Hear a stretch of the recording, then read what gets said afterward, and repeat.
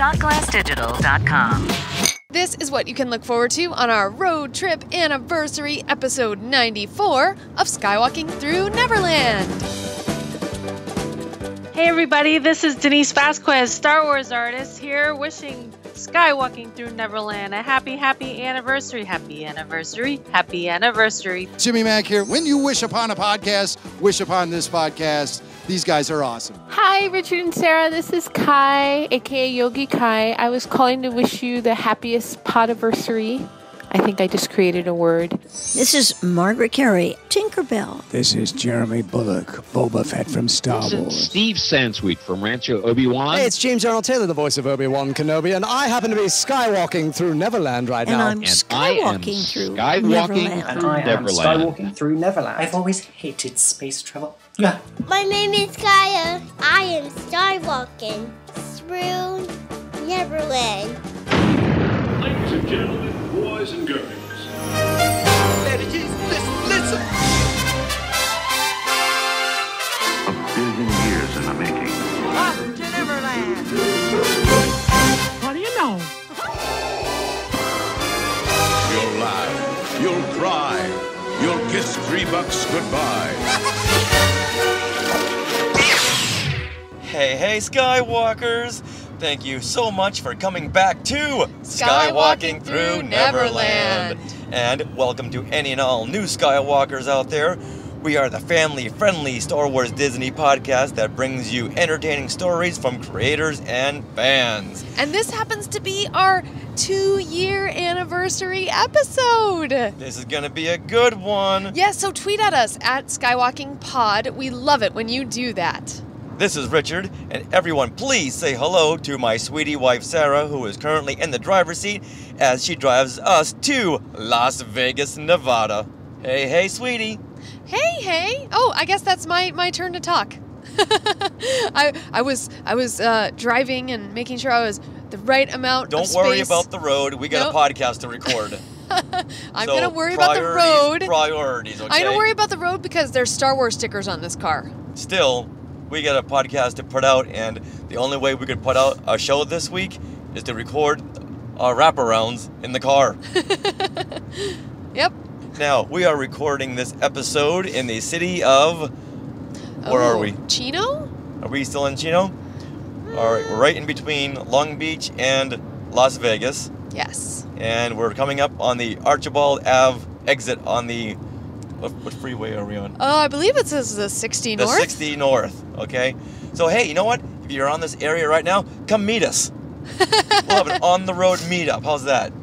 That would work if this were live. Foiled by logic. But speaking of meetups, we're on our way to Las Vegas for a little getaway, but we're going to meet some people, some of our Skywalkers out there, and that'll be a whole lot of fun. Mm-hmm. And boy, we got a lot of meetups coming up. Oh, my goodness. Now, I'm sure you're wondering what's coming up on this week's show, so I'm going to tell you. This is our big anniversary special. We have just completed 2 years of Skywalking Through Neverland. Going into our 3rd year. So we got lots of highlights to share with you guys. And some of you Skywalkers sent in some messages, which we're so happy to receive. The voicemails and the written messages. So thank you for taking out the time and doing that.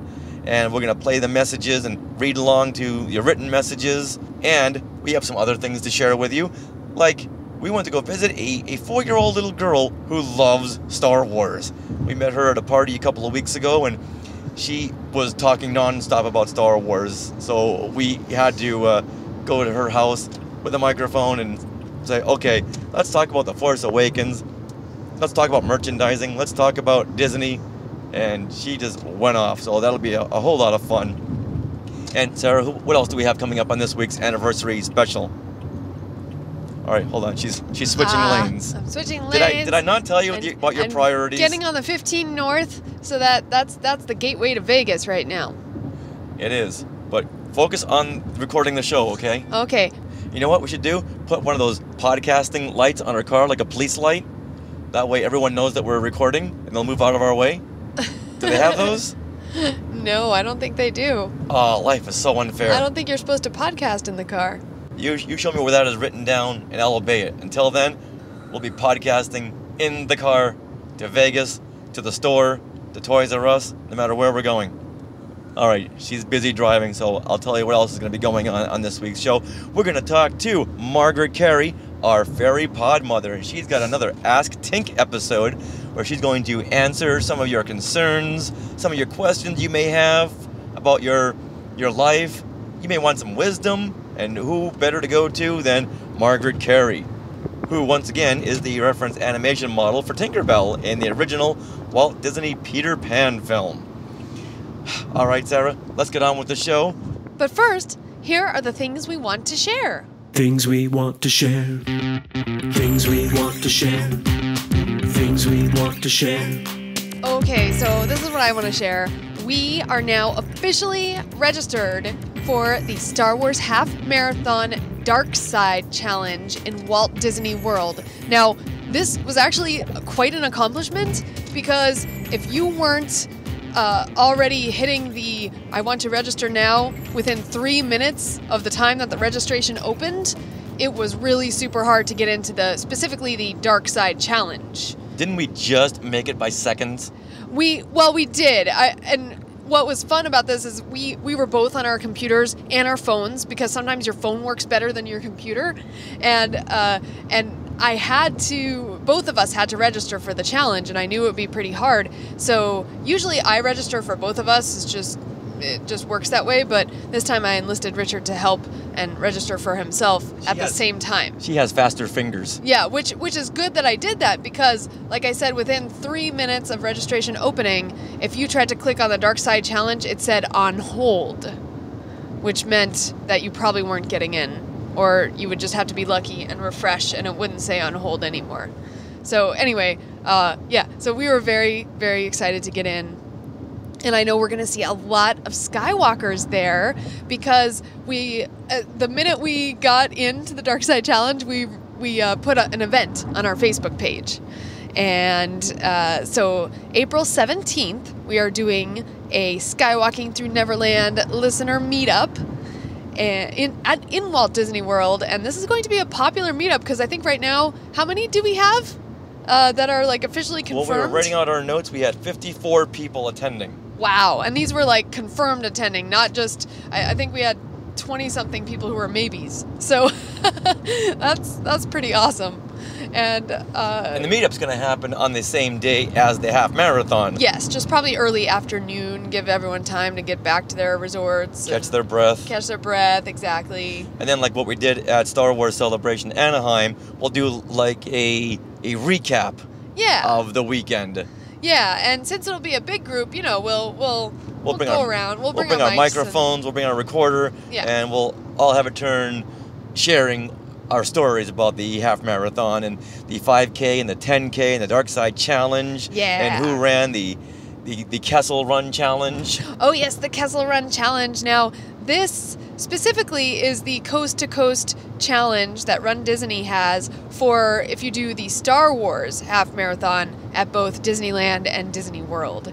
So I'm excited about this. Richard, we are both getting the Kessel Run Challenge medal. Just for the name alone, I want to do this. Yes. Now, is this a medal, or are we getting like a trophy? Because this is like trophy worthy. Okay. So what's going to be fun about running the half marathon at Walt Disney World is at the end of that particular race, we are going to get 3 medals at once.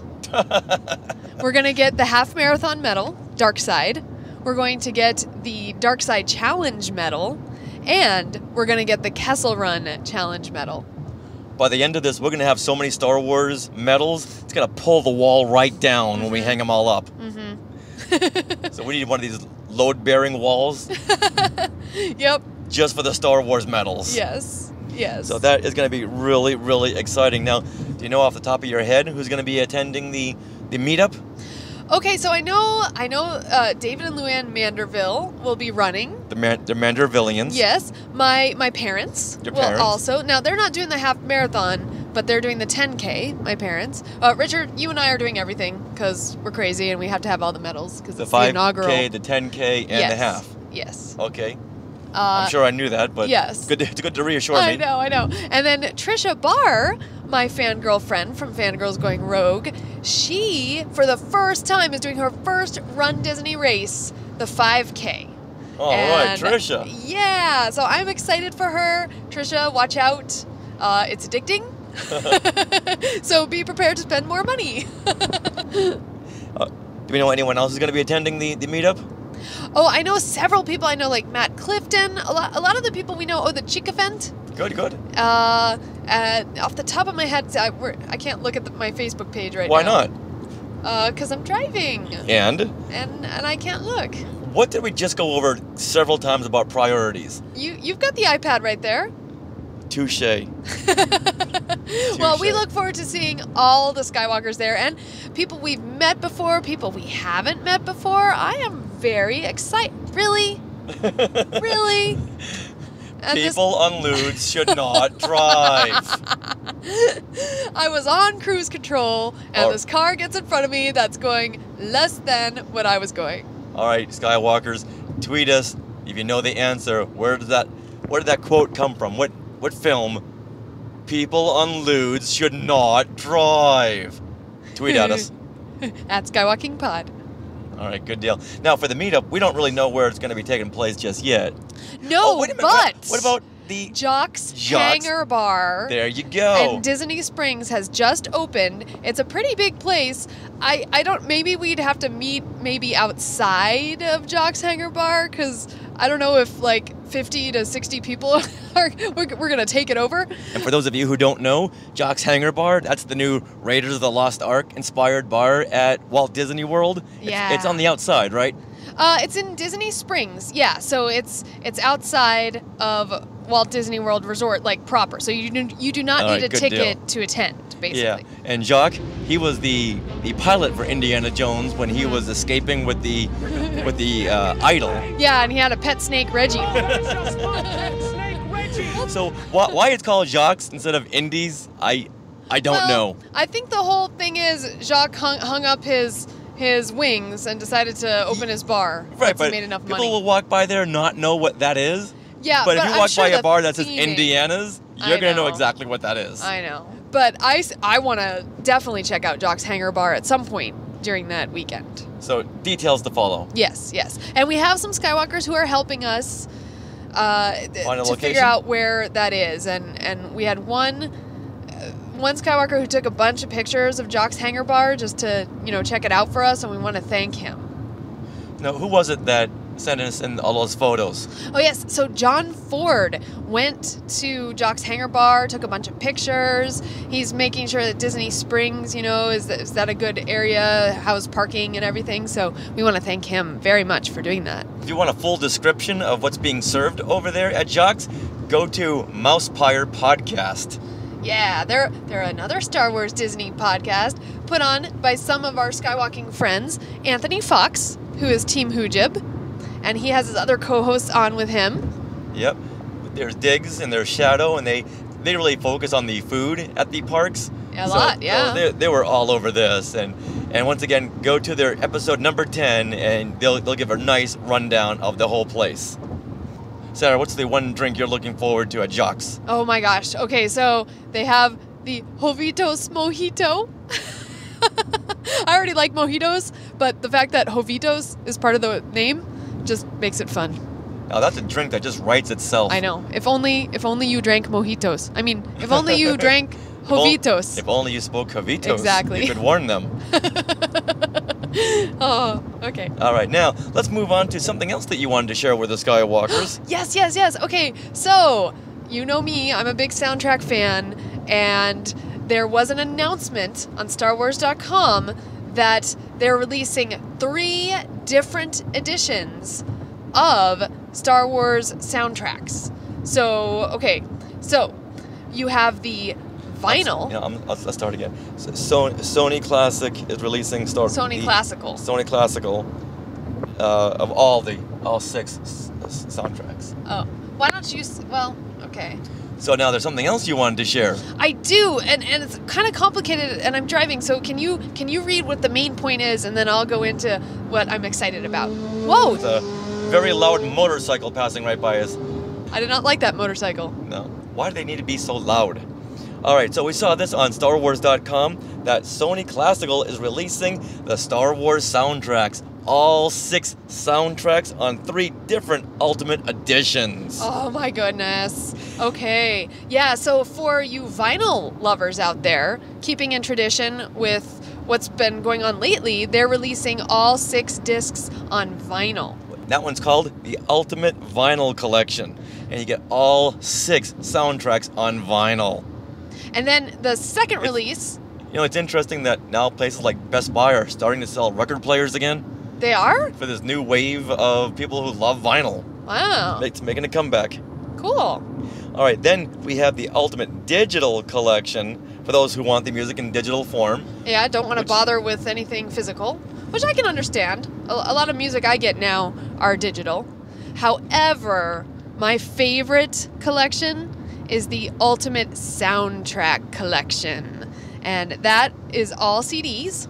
So 6 CDs, plus there's like some extra footage too. Yeah, there's audio interviews. Yeah, audio interviews with Harrison Ford and John Williams. Very exciting. And there's an extra DVD.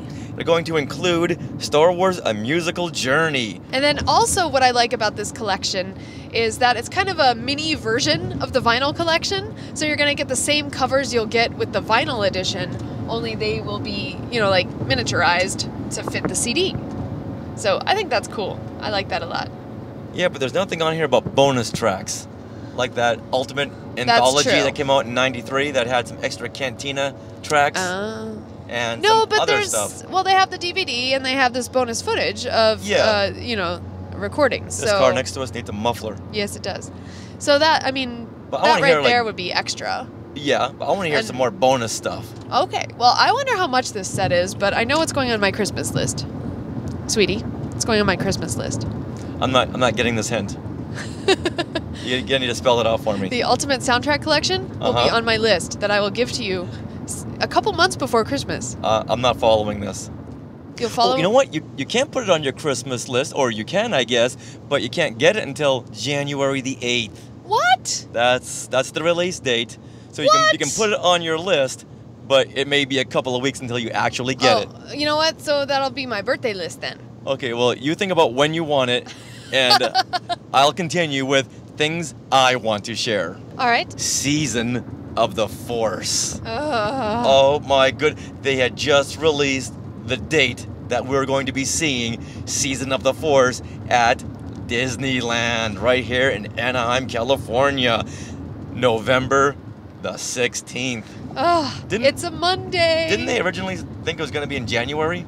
Yeah, I did. My ears are popping. I know. Well, we're going uphill.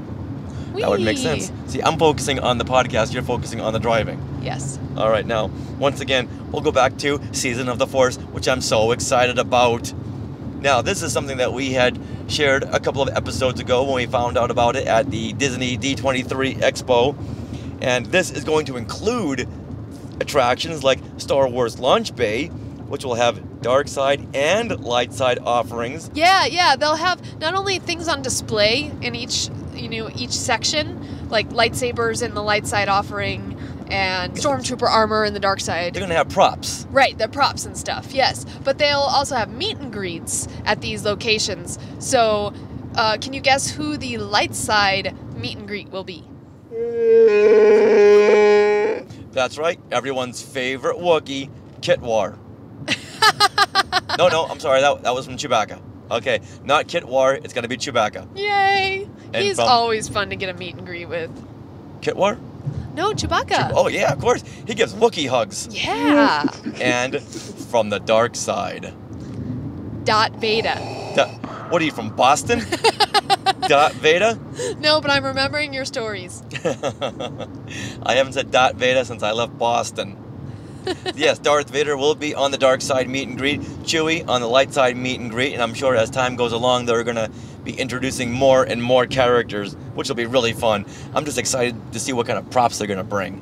Definitely. Also, they're going to update Star Tours.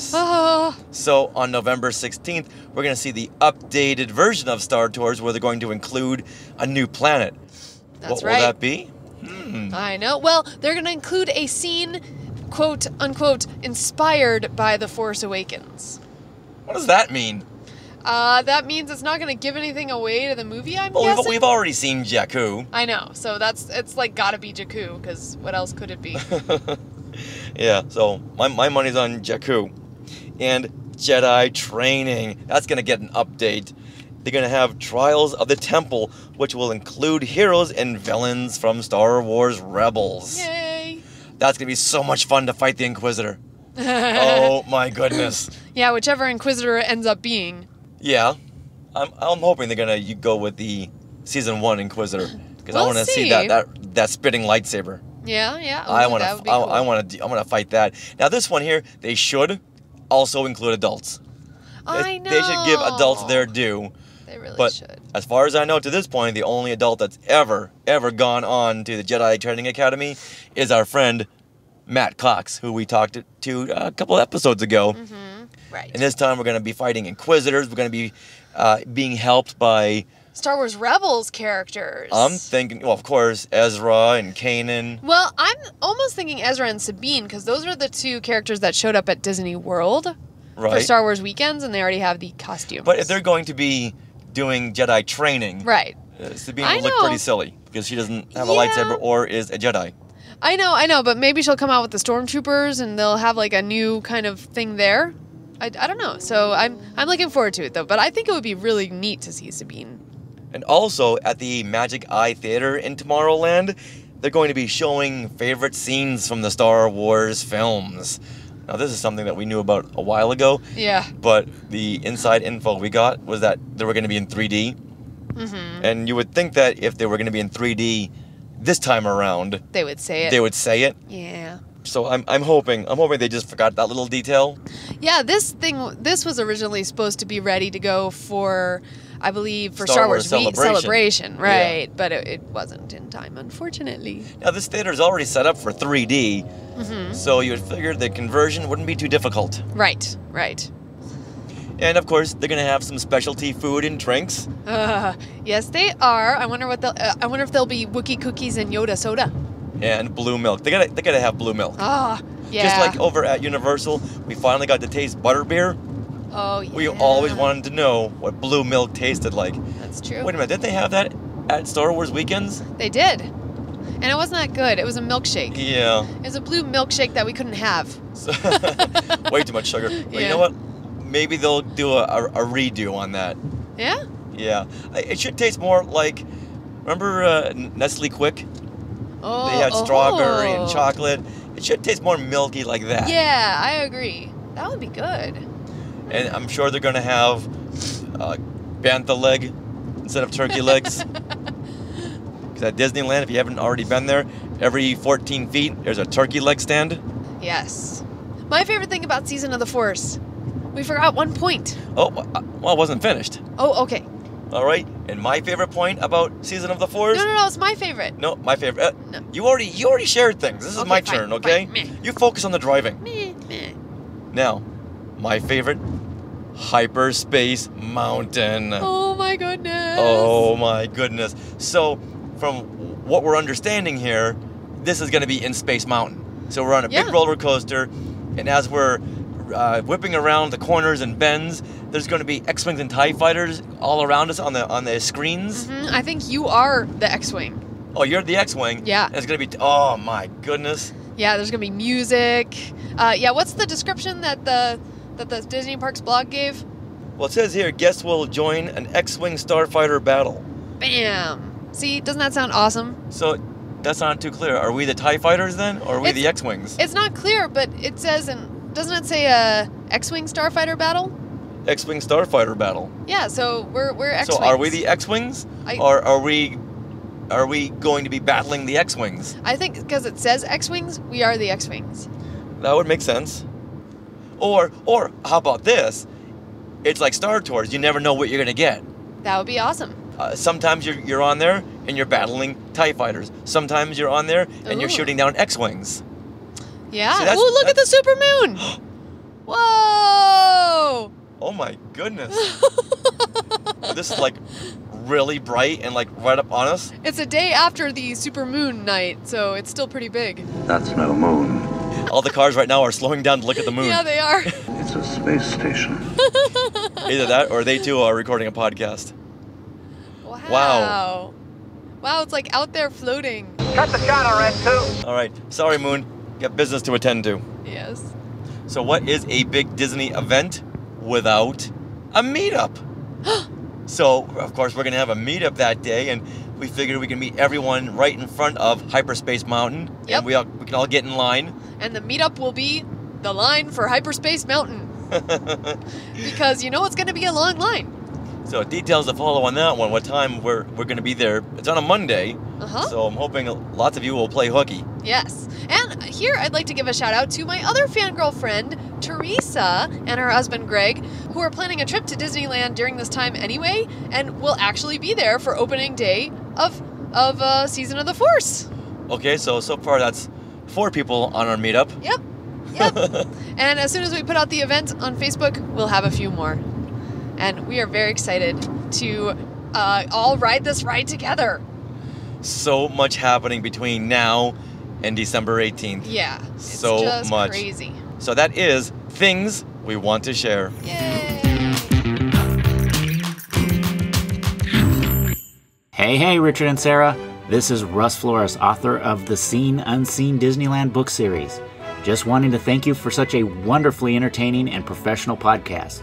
Congratulations on hitting the 2-year mark, and can't wait to listen to year 3. See you at the Avengers Half Marathon. It has been 2 full years and 94 episodes. Oh, and some spin-off shows. Since we started Skywalking through Neverland. We've made great friends from all over the world, from Tunisia, from Brazil, from Canada, from Australia, and all the way to Whittier, California. That's right. All the way up the street. And of course, we have made some great friends in the Star Wars and Disney universes. People like Jeremy Bullock and Margaret Kerry and Steve Sansweet. Her universe too, Ashley Eckstein. And we met a lot of fans who have created their own podcast and written their own books, made fan films, who just really took Star Wars and Disney and made their own creative endeavors, which we love to hear and we love to showcase here on Skywalking Through Neverland. And of course, we didn't do all this alone. We've had some great helpers along the way, like Rob Dellinger, the John Williams of podcasting. He makes all our awesome jingles, and it all started with this one. Skywalking through Neverland. Yeah, he sent that over just as a fun little soundbite, and that was one of the first times we'd ever heard from Rob Dellinger. He just sent it in as a fan. And from there, it kind of blossomed into this relationship of him recording all these awesome jingles. You know what? That was a tidbit I didn't know. Oh. we're all learning something here. Yeah. Also, a huge shout out to Donald Wicks and Joey Pittman, who have been just fantastic on posting on our Facebook page and keeping things up to date and posting stories that I think they're posting the stories as they're happening. Yeah, they super awesome. Yes. And also we want to thank Dave Parfit from adventuresbydaddy.com, who got us all, we started writing for his blog, and he has all these great invitations to a bunch of press events in and around LA. So we want to thank him so much for those, because we're able to bring you Skywalkers along with us, and it's just so exciting. Yeah, thank you, Dave Parfit, adventuresbydaddy.com. And of course, we want to thank all the other Skywalkers who covered events for us when we couldn't be there. We had people at Star Wars weekends last year. Donald Wicks last year was at the Rancho Obi-Wan Gala event. Yeah, the Galloween then, which wasn't called that then, but that's a fun name, so it sticks. Museum trips and all kind of fun stuff. Yeah, Star Wars, even Comic-Con. San Diego Comic-Con. And Comic-Con and conventions, and I think they get the point by now, but yes, that we've had a lot of help, and we really want to thank everyone out there for all the help that you guys have been giving us these last couple of years. And of course, we want to thank all the Skywalkers who helped out during our Skywalking Through Neverland, an interactive fandom adventure show at Star Wars Celebration Anaheim. So thank you guys for making this last 2 years so crazy, so fun, so productive, and just so cool, and just meeting all of you. It's like the best thing ever. Yeah, this doing this podcast has really opened up a huge door. Fandom. A fandom that was just closed. We were on the outside going, where's that key? Where is that key? We finally have the key, and now we're inviting everyone into Skywalking through Neverland. Our 3rd year. So sit back and let's relive some moments from the last 2 years.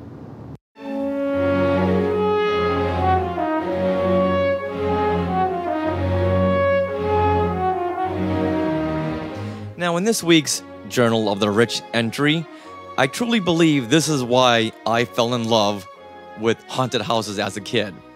Now, this haunted house, there were Jawas and Tusken Raiders. So I think I always associated haunted houses with Star Wars. So this haunted house visit happened on the historic day of October 28th, 1977. Yesterday, me and Sean and Lisa and my mother went to the haunted house. My best thing was the Jawas. A guy came out of the door and scared us. I saw a mummy with sunglasses. Near the end was all computers. Tusken Raider was near them. Some lady was cooking spiders. And now, longtime Skywalker Chickafant wrote in with a really fun message that I can't wait to share with everyone. Chickafant writes, Hey, Richard and Sarah. Congratulations on entering your 3rd year anniversary of Skywalking through Neverland. My parents and I have enjoyed so many moments over the past year since we started listening to the show. Many of our favorite Skywalking moments happened at Celebration Anaheim, such as, and Chickafant's got a list here with bullet points. Awesome. So on the list is meeting fellow Skywalkers in person that we had only met online, becoming an honorary member of Team Hoojib, go Hoojibs, attending your interactive Fandom Adventure live show. So far, this is a pretty good list. Yeah. Having R2-D2 pick my dad's raffle ticket during the interactive Fandom Adventure live show. Aww. Leave it to R2. And of course, getting to meet you and getting a photo. Aww. Yay. This list just gets better and better. You know, Chickafant shares lots of photos on Facebook. We love that. Yeah. And as a bonus from my dad and I was getting to meet Mr. Where's Pete's Backstory himself, Mark Ogushewitz. And if you're a Talking Apes TV listener, you'll know exactly what that means. So I will tell Mr. Where's Pete's Backstory, Mark Ogushewitz, that you added him on your list. I'll be very happy. So Chickafant goes on. When it comes to the show itself, some of my family's favorite segments have been, and I'm sure they will continue to be, Dave Scale sharing the history of attractions like the Haunted Mansion and Tomorrowland. That seems to be a running theme. Yeah. People are really liking the Tomorrowland segment. Sharing your experiences at events like the Disney races you've done or other conventions you've attended. Nice. And learning about future items coming to the parks. Beyond the experience and the show itself, my parents and I feel very lucky to have you as friends. Aww. Plus, it's been very fun following your adventures on Facebook. Likewise. Thanks for all you do to spread the enjoyment of Disney and Star Wars with the universe. My parents and I look forward to many more years of enjoyment from you both, as well as from all the other Skywalkers that share the experiences with the rest of us. Signed, Chickafant. Aw, you know, Chickafant might be a plush toy, but man, they've got great grammar and great writing skills. Yeah, very much so. So thank you, Chickafant, for writing in and sharing with us all your favorite moments from the past 93 Skywalking through Neverlands. Yeah, and thanks also for your random cards that you send. We really appreciate those. It just fills our hearts with joy. It so does. But you know what fills my heart with joy right now? What? Listening to past show clips. Yep, we're gonna do a clip show. But it'll be fun because we're going way back. Way back, like this one here. Do you recall when the whole world was elated and astonished and had mixed feelings about the release date for The Force Awakens? Oh, when it changed from May when we all thought it was December? Going to be in the summertime, Right. And then it changed to December. So yeah, when was this episode released? This episode was released in November of 2013. Wow. So you got to figure that release date was released probably the day beforehand, because I know we wanted to get it out there. So this was episode 7. Wow, Yeah. episode 7. So November 9th, 2013, right? Yeah, Wow. seems like only yesterday. So this clip we're going to play right now is our reactions, as well as Joey Pittman's and Mark Wagushiewicz, my Talking Apes TV co-host, on how we felt about this winter release date. As John Lennon once said, I heard the news today. Oh no. Oh boy. Oh no? It's oh boy, but Yeah, it is. For you, it was oh no. Yes, news broke. Star Wars Episode 7 now has a release date. It's a release date, but it's in December. December 18th, 2015.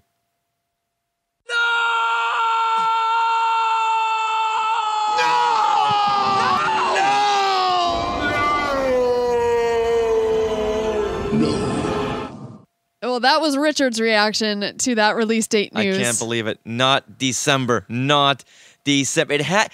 Star Wars is a summer movie. Where is their head with this? Had they not been paying attention for the last 36 years? Oh, sweetie, I'm sorry. Now, I'm wondering if this has something to do with the recent news about the whole screenwriter shuffle. Because Michael Arndt, who was tackling the script, he was pardoned, let's say. Now J.J. Abrams and Lawrence Kasdan are taking the helm, and they're writing the script themselves. So I'm wondering, had Michael Arndt written a script that was approved by J.J., would it be released in 2015 in May? Right. But now, because they lost a couple of months, now they have to start over from scratch. Now the release date is pushed back to December 2015. Since it's always been that summer movie, why didn't they just push it back to May of 2016?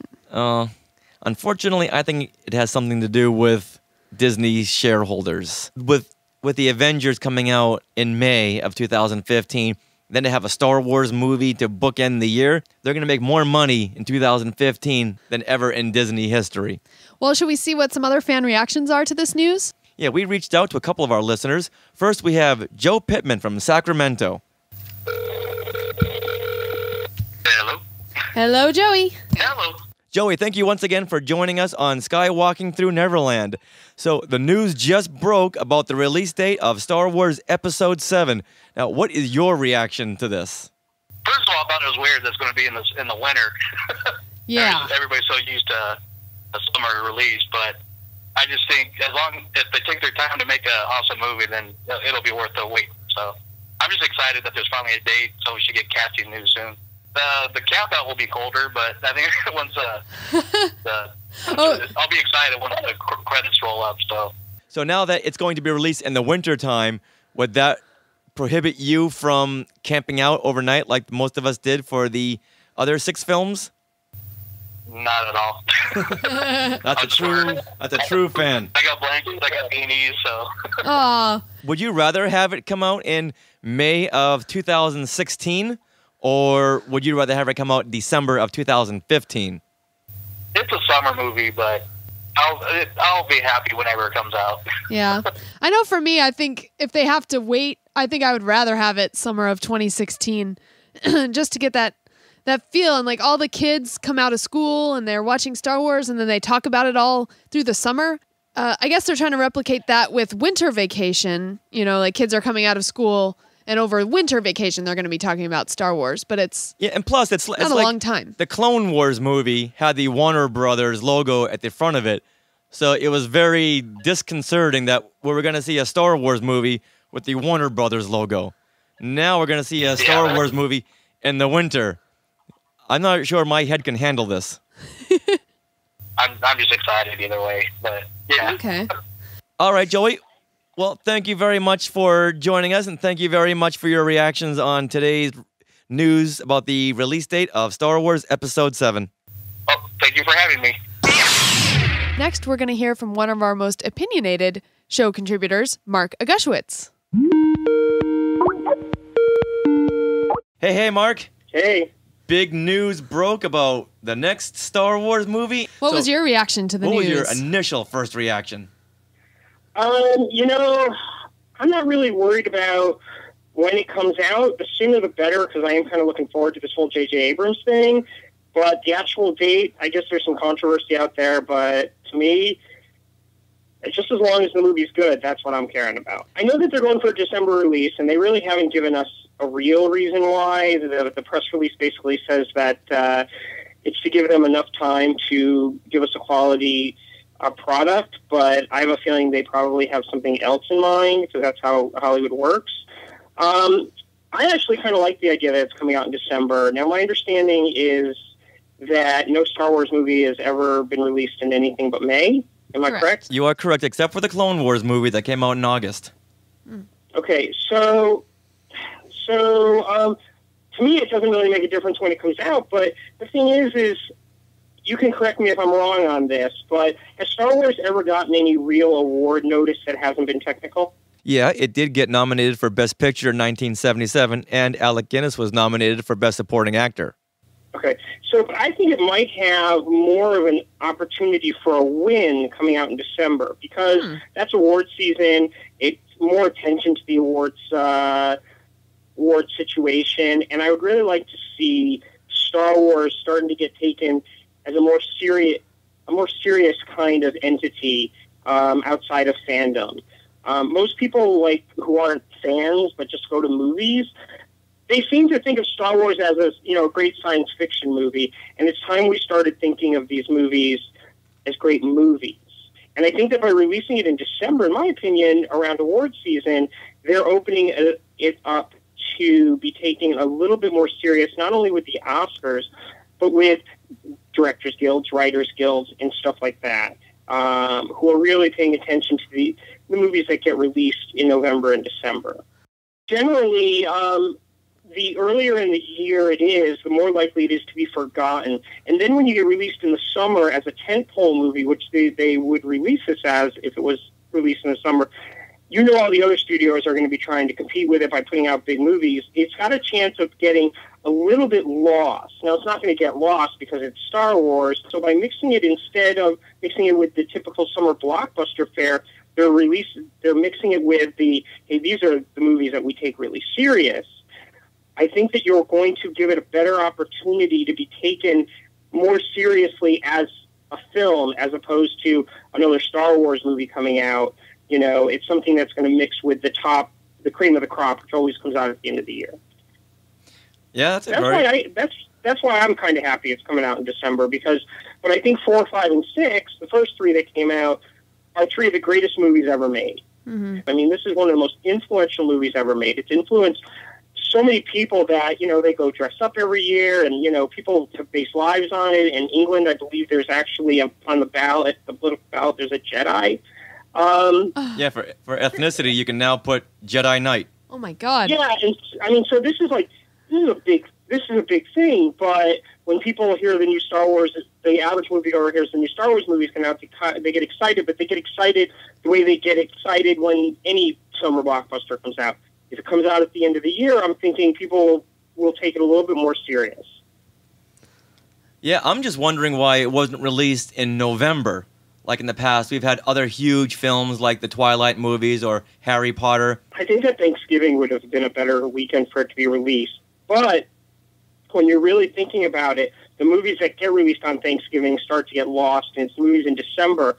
And then you're thinking, well, what about December 25th? But they keep that for the Spielberg movies and for the the big name directors. So by having it come out before that, but not too far before it, I think you're going to keep that kind of attention. I think they know they already have the fan base. I think that no matter when it gets released, the fans are going to go see it. Wow, this is a whole new point of view that I hadn't thought of, and I hadn't seen anyone else come up with this. When you first heard about it coming out in December, your first reaction is, oh my God, it's got to come out in May, it's got to come out in May, it's got to come out in May. And then you kind of start only thinking that way. I would love it if the sequels came out in May, but the standalone films came out in December. I'd be on board with that. Right. Well, to me, I actually think, no offense, but I think it's kind of silly to worry about when it comes out. What you need to worry about is it a good movie? And if it comes out in May and it's a mediocre movie, who cares? But if it comes out in December but it's a great movie, that's all that really matters. Yeah, but I'm thinking with that. I'm looking at it from the whole point of view, not just the movie, but as an experience. You know what? But the fans make the experience, I think. So whenever the movie does come out, then, I mean, that's your experience. The fans will be there. We'll be dressed up. I don't care if we're really busy. Yeah, but if it's if it's in December, you're gonna get all the holiday parties and family gatherings all mixed in with that. Honestly, if there is scenes in the movie that happen during winter time, it'll feel that much more wintry and fun. Like Little Women came out in winter, and yeah, not all that movie is during Christmas time, but the 2 scenes that are in Christmas time, it just elevates them. Well, that's very true. Yeah. That really made that. I mean, I don't know what you're talking about. I agree with Sarah, because the fact of the matter is if it's a great movie, when it comes out is irrelevant. The fans are still going to make it a great movie. They're still going to dress up. They're still going to wait weeks in line beforehand. Who knows? Maybe Black Friday will all of a sudden people won't be lining up at the stores. That'll be the day they line up for their Star Wars tickets. It's not about the date that it comes out. It's about the experience. And the only movies that really should come out at certain times is like Christmas movies need to come out at Christmas time. Easter movies need to come out at Easter time. Otherwise, it kind of kills the spirit of it. But Star Wars, it seems like it could come out at any time. If it's a great movie, are you going to like it less because it came out? Do you really think the experience is going to be less than if it comes out later? In reality, if they waited till May, you'd have to wait until 2016. Now, for us, December is our busiest time work-wise. Yeah. So it's going to be really hard to juggle all the holiday activity work. Now. Yeah. It's not about it not coming out in May. It's about Richard's busy schedule. Yeah. That's like the number one busiest time of year for us. I mean, most people have their holidays to worry about, when they're going to go see their family, when they're going to leave, travel time. And then to throw Star Wars in the mix, I think it's going to throw everyone's holiday schedule off. First of all, anybody who goes and sees this is going to go see it opening weekend, the diehards. And let's face it, that's 10 days before Christmas, so they can still schedule around it. Second of all, they can go see their families, and then they can take their families to experience it. It can become a whole thing. I think that there's a lot of reasonings here that the only thing that should be in consideration is, do we get a great movie? And when it gets released just seems like a very irrelevant thing. Mm-hmm. But the other thing is Christmas Day is the busiest day in movie theater history. I managed movie theaters for like 7 years, so maybe longer. I think it might have been longer. And Christmas Day is the busiest day of the year because you have all the people who get kicked out of the house while the food's being cooked, and you got all the Jewish people who don't really have anything to do. I can say that I'm Jewish, and that's what we used to do, is we had nothing to do on Christmas. Everything was closed, so we would go to the movies. And Thanksgiving, you don't really have that kind of crowd, so it's only a smaller crowd. So they might be relying on, hey, for the Christmas week, that's the busiest movie theater week. And let's face it, what are we going to be competing with? We're going to kick their butts. Everybody's going to go to Star Wars. We're going to open it up in 5 theaters in each movie theater, and they're going to be selling out big time. So they could be thinking of that as well. There's so many reasons to open a movie in December, but I have a feeling they're going for awards. That's my feeling. I don't know if it's true or not. All right, well, I'm going to wrap this up by saying that you're wrong. Star Wars should be released in May. Yeah, I've been right about other things in this situation, so we'll see. All right, well, you know what? Mark. Time will tell. We'll meet again December 2015. Thank you once again for joining us on Skywalking Through Neverland. Not a problem. Anytime you want me, I'm here. Hey, Skywalkers. This is Randy Crane, host of the Stories of the Magic podcast and author of the books Once Upon Your Time and Faith in the Magic Kingdom. Just had to call in and say congratulations to Richard and Sarah on 2 years with Skywalking Through Neverland. Gotta say, that is an accomplishment. I've been going for quite a while on Stories of the Magic, and I know that it takes quite a bit of a labor of love to get these things done and posted, and you guys do a great job with it. So you'd asked for a favorite memory or a favorite segment or something like that for the show. And I've actually had a lot that I really enjoyed. Obviously, I really enjoyed the D23 Expo coverage from this year, not the least of which was the roundtable part that I got to be a part of. That was really a lot of fun. I'd never done a roundtable discussion like that before, or a post-Expo debrief before. And so getting to do both of those with you guys was a lot of fun. I actually found the show when I was looking for interviews with Margaret Kerry before I was going to interview her for my show. And so I listened to what you had done up to that point with her, and of course you've done quite a bit more since. And that was the point where I got hooked, and so I just had to keep listening. Really enjoy the interviews that you do and the perspective that you bring to Star Wars and Disney fandom, and the New Steps in Time show, I really have been enjoying as well. Getting to have the people you've had on to talk about the movies with you has really been fun. You guys really do a fantastic job. I'm glad to be associated with you, even just here and there. And congratulations again. Keep up the good work, and look forward to your 3-year anniversary. And by that point, you'll be at, 156 episodes? At the rate my show is going, you just might have passed me a number of episodes by then. And honestly, if I'm going to be passed by somebody in the episode count, I'm just as glad it's you guys. Take care, and look forward to hearing many more shows to come. Thanks so much to Randy, who does the Stories of the Magic podcast. Now, what's the next clip?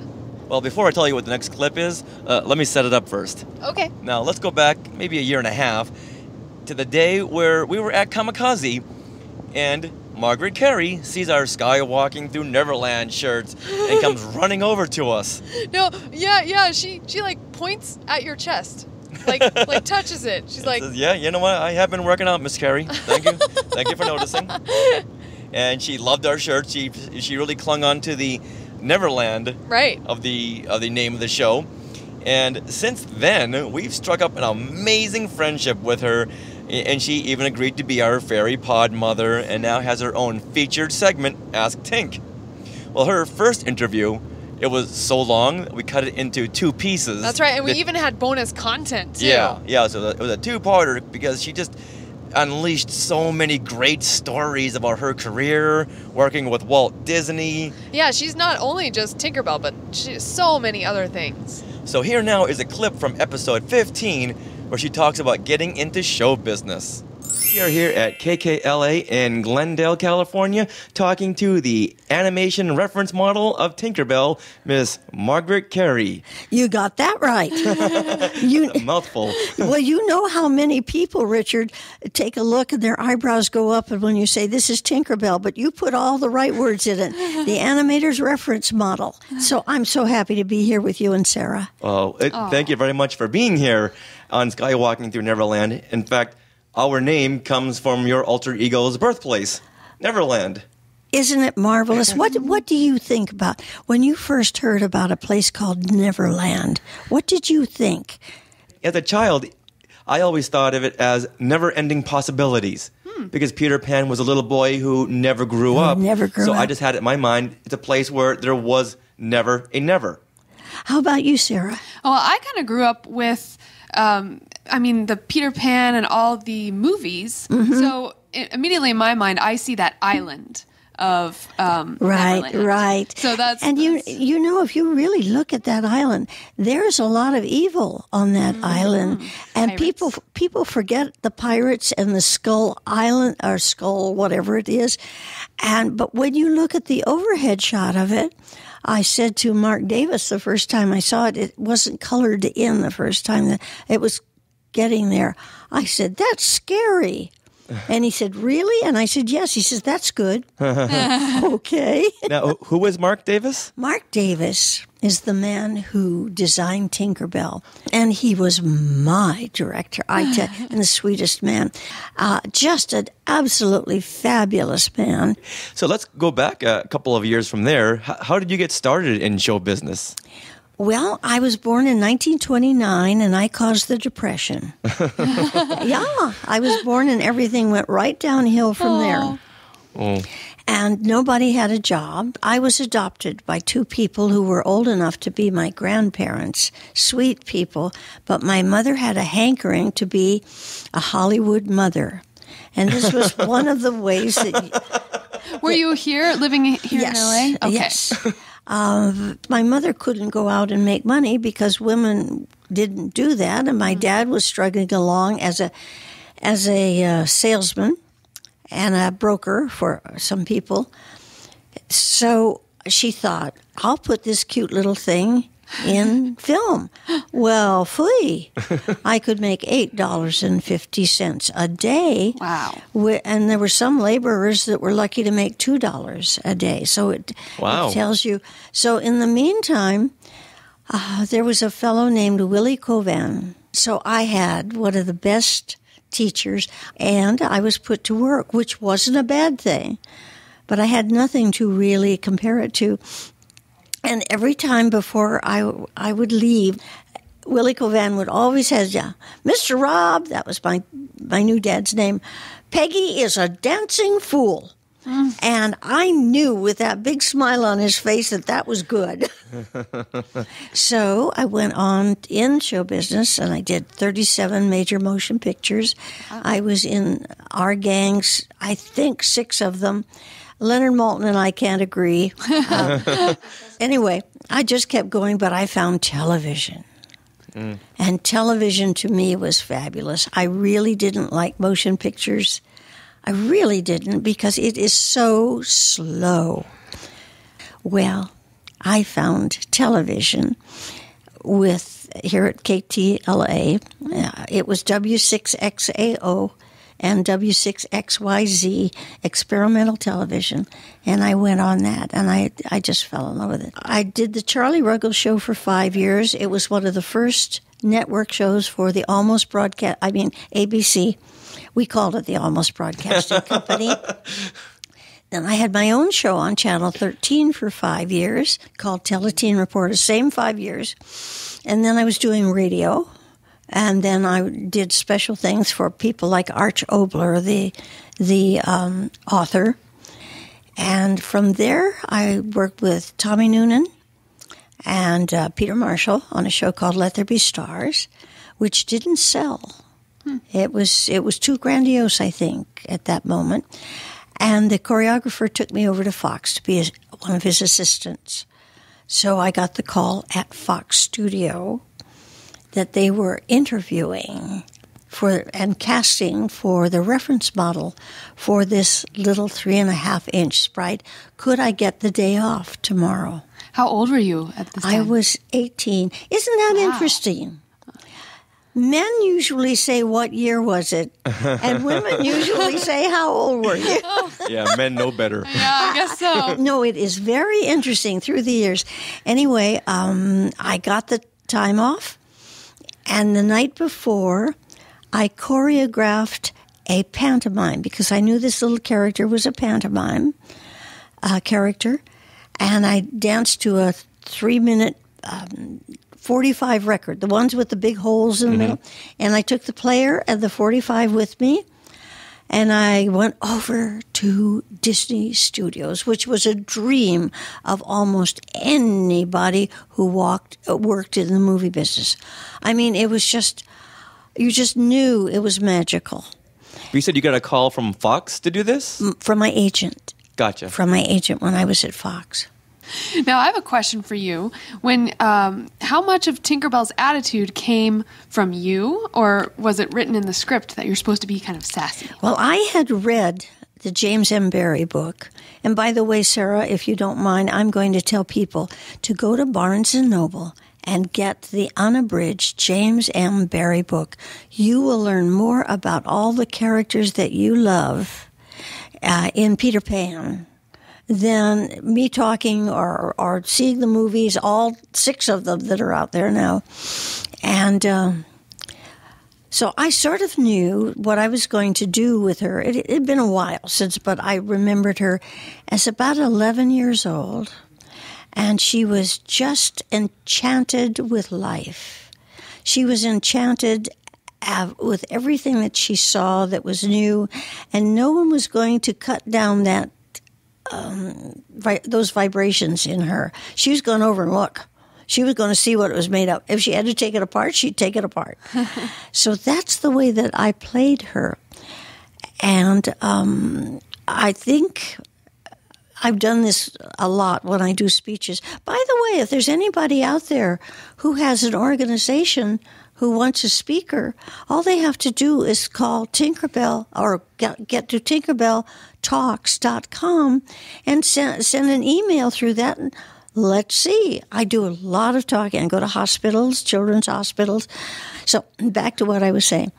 What was I saying? About Tinkerbell and her attitude. So the first thing that they asked me to do was to do a pantomime dropping down on the big looking glass or the mirror that was on Wendy's dresser and see herself in the reflection and then take a look at herself and be pleased and then be unhappy at the size of her hips. Yes. And so I said, sure. So that's what I did. But I must say, if any of you are watching Peter Pan, and you'd better be, because I'll check up on you. Anyway, you will notice that she is not preening. I played her as if she was seeing herself for the first time. I figured, why would they have a mirror in Neverland? So that's what she's doing, and she's almost saying out loud, "Oh, I'm cute. Oh, look at those wings. Oh, isn't that? Oh my!" And then get upset about her hips being too large as far as she's concerned. She really is a girl. So when we actually got on the soundstage, and I had my hair done up by the hairdresser before I came, didn't have to wear any makeup, and came over to this set. And it was a set. They had props and things there. The first time that I stepped out in front, I said something like, "Mr. Davis, do you want her to be ditzy like Betty Boo? Or do you want her to be like the Queen of the Fairies?" And he said, "Margaret, we want her to be you." Oh. And I said, "Golly gee, I think I can do that." And that is my personality. They had the two dimensions, the line drawing, the width and the height, and I gave the third dimension. And that's the way I try to explain it. Oh, isn't Margaret Kerry just a delight? She's everyone's consummate grandmother. She totally is, even in person, and just by voice alone you can tell. I kind of get the feeling that if we called her up and said we weren't feeling well, she'd be over within minutes with a big bucket of chicken noodle soup. Oh, yeah. Reading us the story and rubbing our head. That's right. Yeah, if you missed Margaret Kerry on our show, please head back to episode 15 and 16, where there's just so much of her life right there. It's amazing. And she's also been on several other episodes since. In fact, I had someone on Twitter asking me, where's all the Margaret Kerry episodes? So if you actually go to skywalkingthroughneverland.com and put in the search Margaret Kerry, a bunch of her episodes come up. Episodes and Ask Tink segments. Mm-hmm. And she movie reviews. Segments where she reviewed the Tinkerbell movies. Yeah. As well as our last Step in Time podcast spin-off show where we talked about The Parent Trap. Now, speaking of good friends, we've made a good friend in Wendy Cooper. Oh, yes. We met her during some of the Friends of the Magic meetups at Disneyland, and she sent us in a very, very nice message, too. She writes, "I'm a new listener to Skywalking Through Neverland." Hold on, gotta do it together. Oh, okay. I am a new listener to Skywalking Through Neverland. Sorry, we gotta do that. And my favorite episode so far was episode 88, when you interviewed Matt Cox. Oh. The first adult participant in Disneyland's Jedi Training Academy at Sarah and Richard's meetup for the Friends of the Magic weekend on August 8th, 2015. I had the pleasure of witnessing this wonderful event, and it was great to hear Matt's side of this great adventure. Matt is visually impaired, but that did not stop him from having more fun than the other kids. It was awesome that Richard was there to help Matt, giving him a front row seat and recording up-close video that we still have to see. I think Paul Berry's son, Calvin, had posted it on YouTube, but we'll find that later on. Yes. Matt also told the listeners about proposing to his girlfriend at Disneyland, a very emotional episode that I enjoyed. Oh, and I love my Skywalking Through Neverland t-shirt too. Available at tpublic.com. Actually, she got the one with wings, so that's available at skywalkingthroughneverland.com. Well, I'm glad you're here to tell me these things. Yeah, see? Well, thank you, Wendy. That was one of our favorite episodes too. Always great to see you at the meetups. Now, before we continue with more messages and clips from past episodes, let's take a break and tell everybody about our Trick or Treat Spooktacular Podcast Crossover Contest. Oh, yes, because for Halloween, we always get into the entire month because we love it, and so we're doing something special. And this year, we really put our brains to the test and thought we need something big. Something so big we can't contain it in one podcast. It's got to go over 6 podcasts. Woohoo! I don't mean 6 episodes. I mean 6 other podcast shows. Yay! So what we're going to do, Sarah, you and I are going to go trick-or-treating to other podcast shows. Oh, how fun! And what do we wear? Whatever you want. Okay. You can wear Jedi Tank, you can wear Slave Leia, whatever you want. Can I wear pajama pants? No. So we're going to go trick-or-treating to 5 other podcasts. Okay. And with each podcast, we're going to give you a hint. We're going to give the listeners a hint. To give the listener a hint, so you can put the puzzle together at the very end. After you listen to all these podcast episodes. So basically what you're getting by listening to each of these podcast episodes is a clue at each one that you'll be able to enter this phrase into, how you normally enter contests with us, which is through a rafflecopter on our website or on our Facebook page. Right. Yeah. And so by doing that, you'll be entered to win this awesome prize pack with Hotel Transylvania 2 stuff, maybe some Skywalking buttons. Yeah, we just went to the Hotel Transylvania 2 press conference and screening. They gave us a whole bunch of really fun stuff. Yeah. So we're going to include most of really that. Nice stuff. And some other fun stuff. Yes. Now, I'm learning as we go along here. Now, will they go to Rafflecopter and then put in the clues? Okay, or so will they're going to go to skywalkingthroughneverland.com or our Facebook page to put in these clues in our giveaway. Oh, okay. Okay. Okay, good deal. Yeah. Okay, so we're still working things out right now, but when we release the first episode that gets into the contest, we'll explain everything once again. Yes, and we'll put up a blog post too that explains everything as well. Now, the other podcast, which will be trick-or-treating, will be TechnoRetro Dads, Coffee with Kenobi, Muppetcast, Assembly of Geeks, and Window to the Magic. Perfect. So with each of these episodes, we're going to give you a clue, and then you can Put enter. those clues together. And then you'll automatically be entered into the big contest, which will be announced on October 22nd at our Google Halloween Hangout. Woohoo! It's a trick or treat, or it's a Halloween party. Costume party. That's right. Hangout. So more details on that to come, but we're going to get podcasters from everywhere and people from all over the world to hang out, and then there we will give you the winner to our Trick or Treat Spooktacular Podcast Crossover Contest.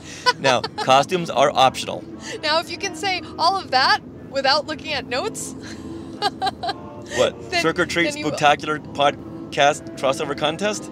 Yes. I don't Even think looking I at can notes. say that. I can't say it because I'm driving and I can't look at it. All right. Once again, all together now. Trick or Treat. Trick or Treat. Spooktacular. Spooktacular. Podcast. Crossover Contest. Crossover contest. Booyah. We did it.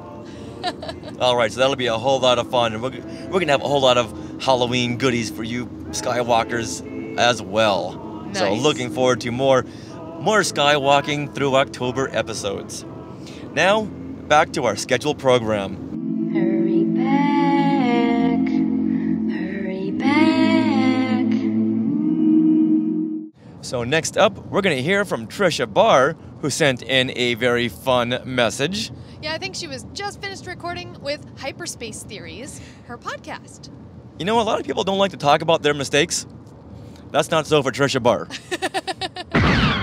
For our San Diego Comic-Con special edition, we had on Sarah and Richard from Skywalking Through Neverland, and it's my understanding that they are having a very special episode coming up, their 2nd anniversary. They wanted to know what our favorite episode was, and I get to pick. I get to pick the one that I was on, episode 60 with Mark Newbold, who is one of my favorite fans out there. And we had so much fun talking about Star Wars, Star Trek, and my number sign, which was actually, my hashtag for the year. I didn't quite get the number sign thing in the show notes. Anyway, so it was great to get to relive that memory. And if you guys listen to that episode, you can listen to my epic fail as I was doing the best record ever for a promo plug, and I whiffed it at the end, and they play it at the end of that episode. So it's still a fun memory. We laughed hard. So From Hyperspace Series, we want to all wish you a happy 2nd anniversary. Now, wouldn't it be really embarrassing if we actually played that clip where she mixed up the whole hashtag versus what's my number? That'd be like so embarrassing. It would be so embarrassing. So let's do it. Nice. So before we recorded, I had to ask the question, what is your number? Because we get the question. So I'm going to out myself that I didn't get it. Yeah. Before we started recording, Tricia said, what do you mean, what's my number? Yeah, what's my number? So I was like, I'm going to have to really think of this fast. But when you said hashtag, I'm like, okay, I get it. Oh, tic-tac-toe board hashtag. Tic-tac-toe board. Okay. Yeah.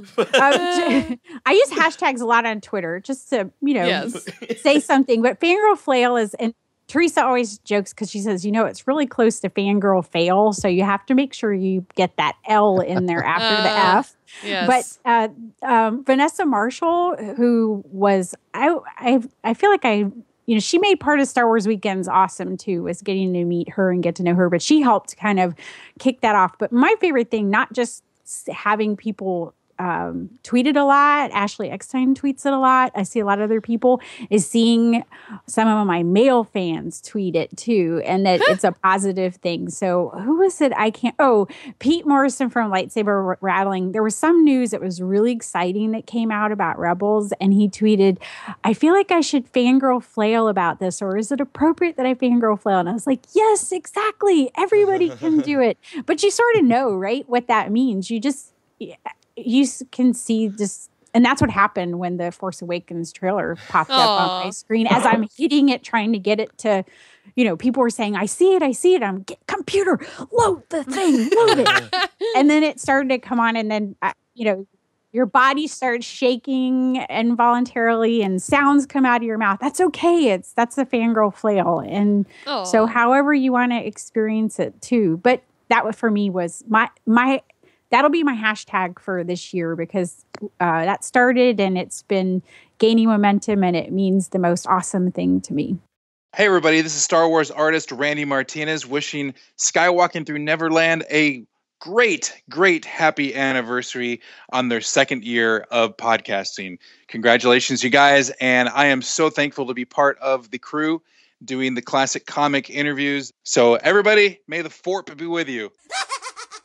This is Bald Solo. My favorite memory would have to be Celebration Anaheim, when you had everybody get together that podcasts or has been on the Skywalking Through Neverland podcast and talk about Force Awakens. What was really cool about that was that we kind of didn't really know anything about the movie other than what they told us at the convention. We were really flying blind, so it was a lot of fun to kind of just have a large group of people all podcasting at the same time and really just nerding out and speculating about what was going to be in The Force Awakens. So that would have to be my favorite Skywalking Through Neverland memory. It was really cool to just be able to podcast with you guys in person, and especially in a large group of people. That's my favorite memory. Well, this is Bald Solo signing off. Thanks a lot, guys, and I look forward to podcasting with you again soon. Well, thank you guys for those great messages. And now to give you a driving report on our road trip anniversary special, we're somewhere in the desert. We're driving back to LA now. I'm seeing a lot of cactuses and rocks and sand, and it gets everywhere. Now, Sarah, on episode 46, we talked with Bubba Alvarez about the Disney jail. Now, this is something we always thought was a myth to keep people behaving at Disneyland. But this is actually a real place. And we got the inside scoop from Big Bubba. Check it out. We got the Cops theme music ready. Bad boys, what you gonna do? That's a good idea. We should a little Cops theme music with like the electrical parade going on in the background. That'd be great. Yeah. So what kind of experience do you have with the Disney jail? Well, I was in the Disney College program back in 2000 and 2001. My first year, I was actually construction security for Disney California Adventures while it was under construction. So we would go check in at Disneyland in our office, which was kind of behind the bank was, where the gallery is now. So while during our tour for the first day in security, we walked around Disneyland in the back, and he happened to show us the room, which we call Disney Jail, and we hold people in until Anaheim PD arrives for any reason, anything that you do inside the park that Disney finds illegal.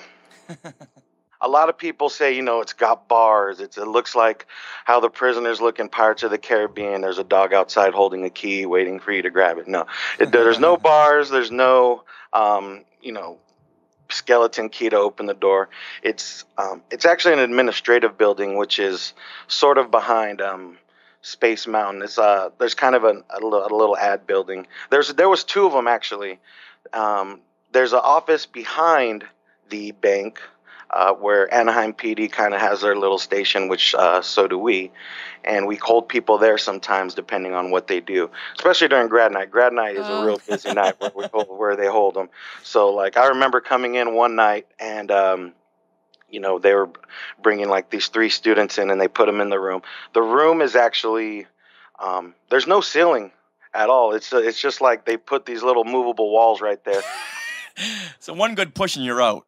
Yeah, not only that, and then the door is unlocked, but it buzzes every time it's open. So if you're in the room and you want to come out, you can, but the door's going to buzz and they're just going to be right on you, like white on rice. They'll be right on you, checking you out. But if there's no roof, can't you go over the door? Yeah, it's a little bit high.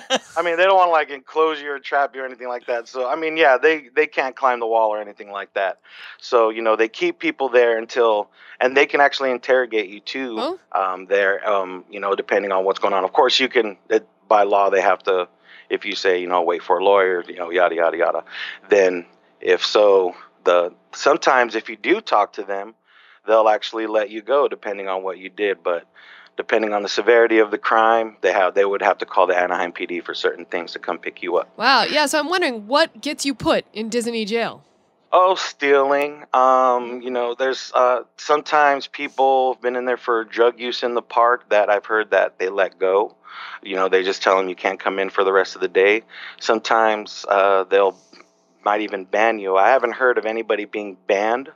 They've told me people have been banned, but in my personal, life, I haven't heard of anybody else getting banned. Just doing stupid stuff. So here was one of my experiences. As I was walking, I checked in over my station. I had to walk across the Esplanade by the harbor side of where you get dropped off. This was back in 2000. And one of the tram buses was coming in, and all of a sudden we're looking over, and we see a woman just get pushed out of the door out of one of the buses. And so we're like, yeah, and she pushed off, fell on her back hard on the cement.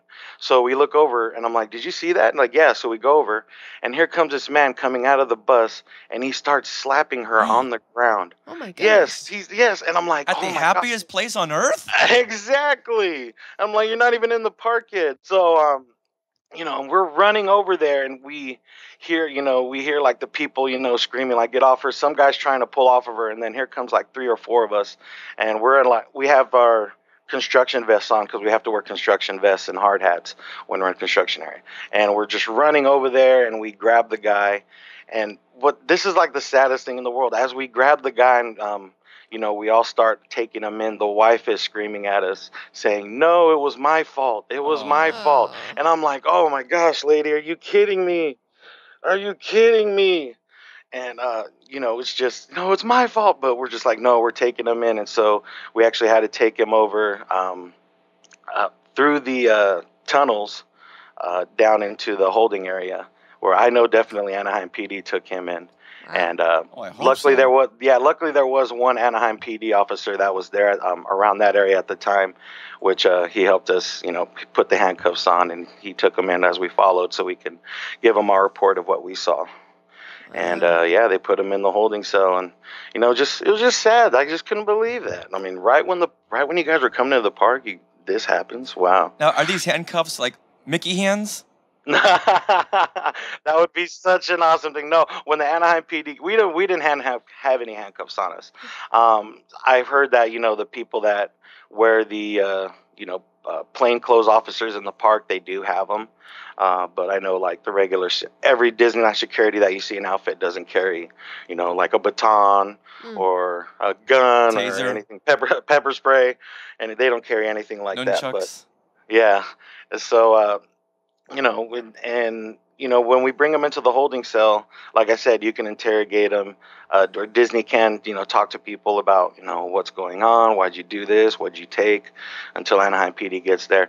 Most of the time, though, I remember that day that guy was taken to jail, and, the wife even went with him with another officer, but there was, they're very great at, protecting, making sure everybody is safe at Disneyland, which is great.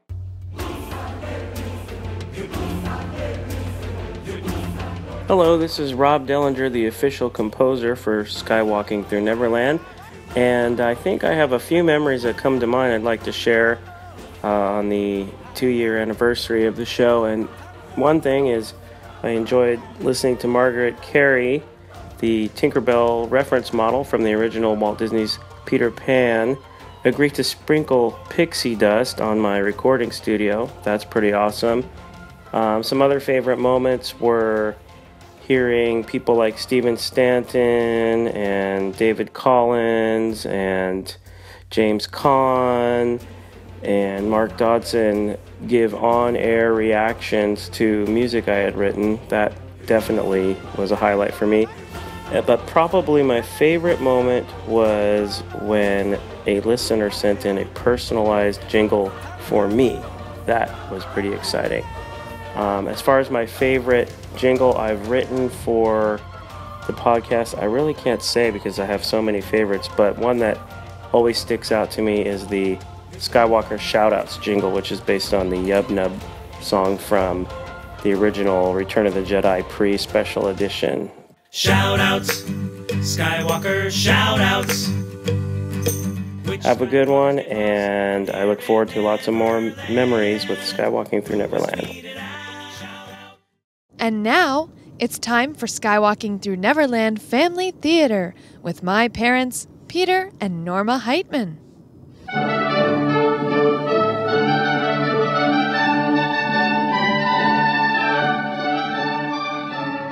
Hey Peter, can you believe we've listened to just about every episode of Skywalking Through Neverland since September 2013? Wow, 2 full years already. Hard to believe. But, dear, first of all, I like the fact that our daughter is the co-host of the show. We raised her well, provided the resources for a great education, and expected her to share her wit, talent, and enthusiasm with the world.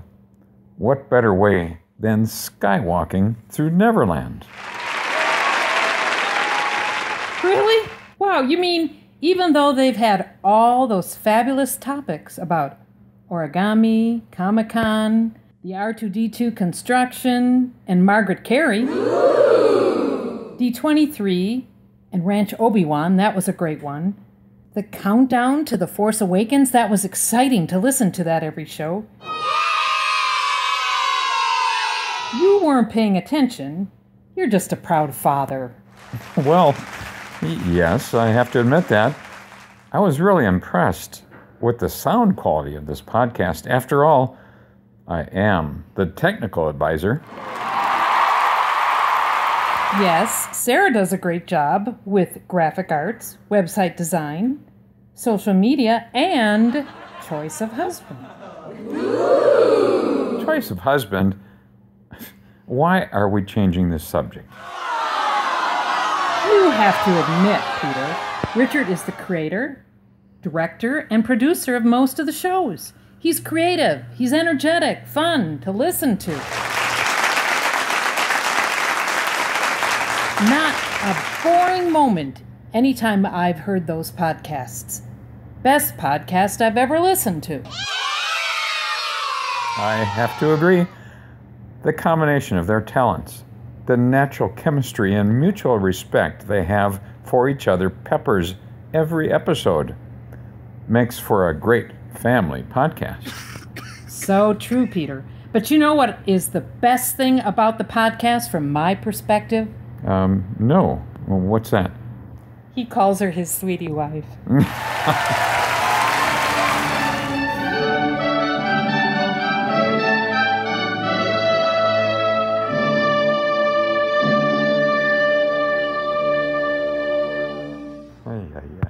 Hey there, Skywalking Through Neverland. This is Dave Parfit from AdventuresByDaddy.com, and I just wanted to say congratulations on your 2nd anniversary.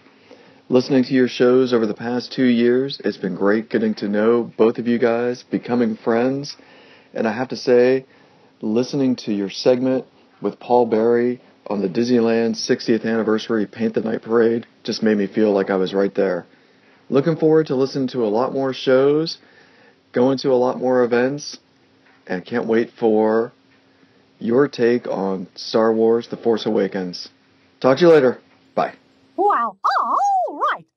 One of the highlights of Star Wars Weekends in 2014 was meeting Jedi Schwa, one half of the TechnoRetro dads. Well, we had both halves of the TechnoRetro dads, which included Schwa and Shazbazar, when we talked about the much-rumored Star Wars land on episode 38. That was a really fun episode. I loved that, just being creative and what could happen in Star Wars land. The possibilities were endless. Now, let's move forward. Of course, Disney is going to want to focus on episode 7 for their Star Wars land. But which aspect of the last 6 films do you guys want to see in Star Wars land? Now, feel free to throw in the Star Wars Holiday Special as well.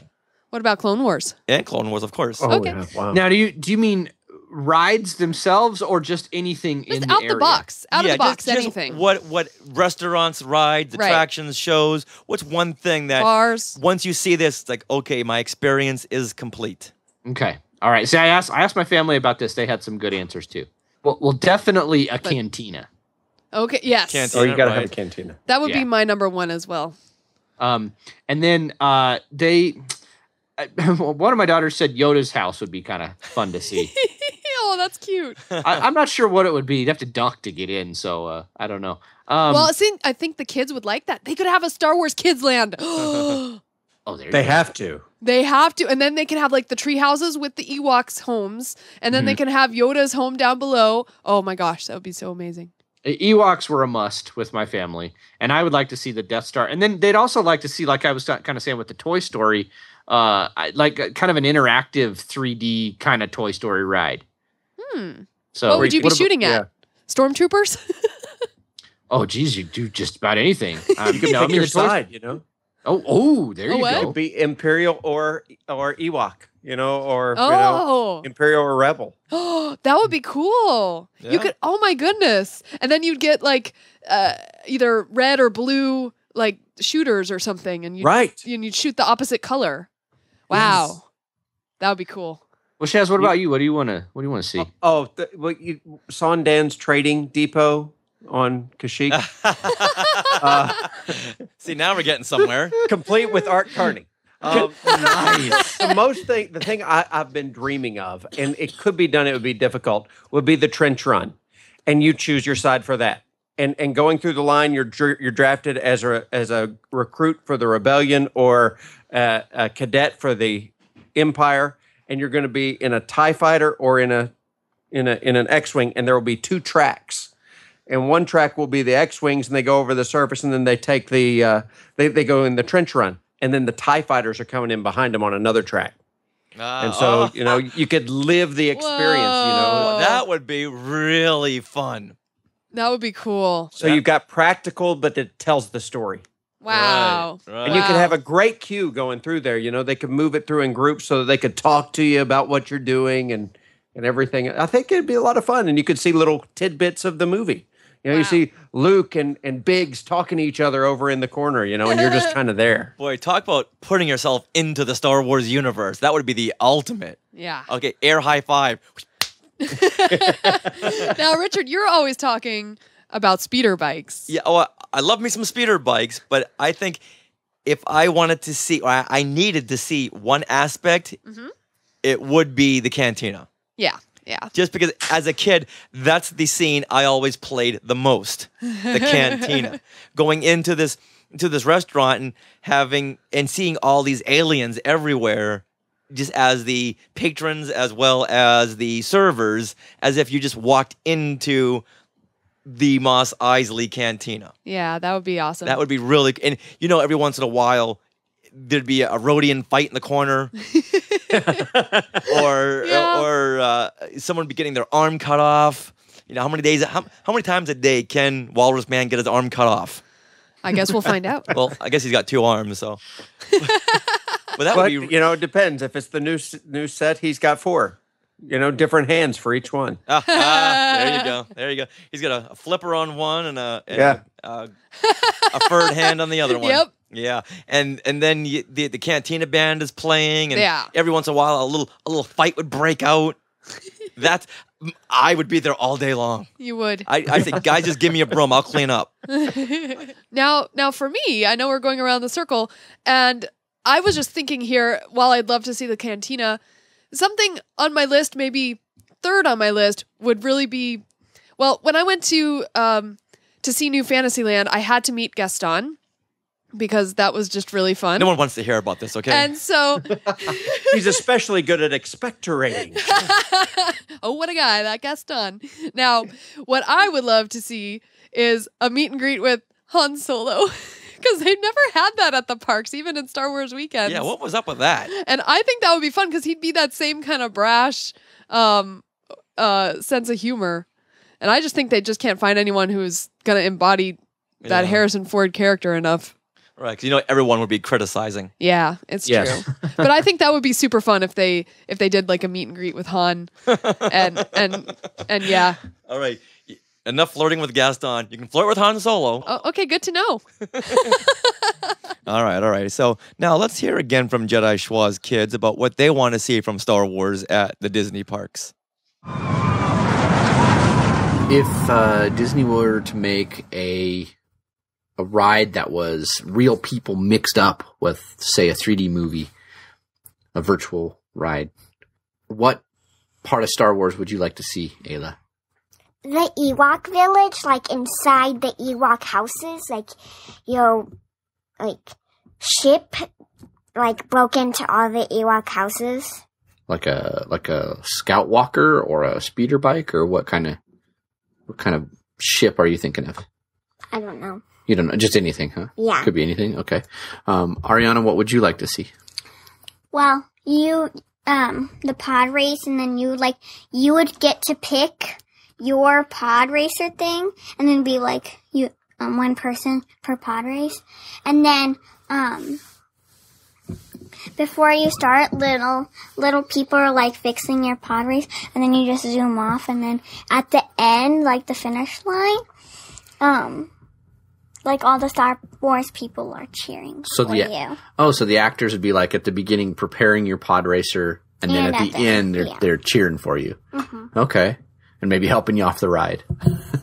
All right, and Ayla, what actors would be in your Ewok village? Ewoks. Perfect. Awesome. Well, thanks, girls.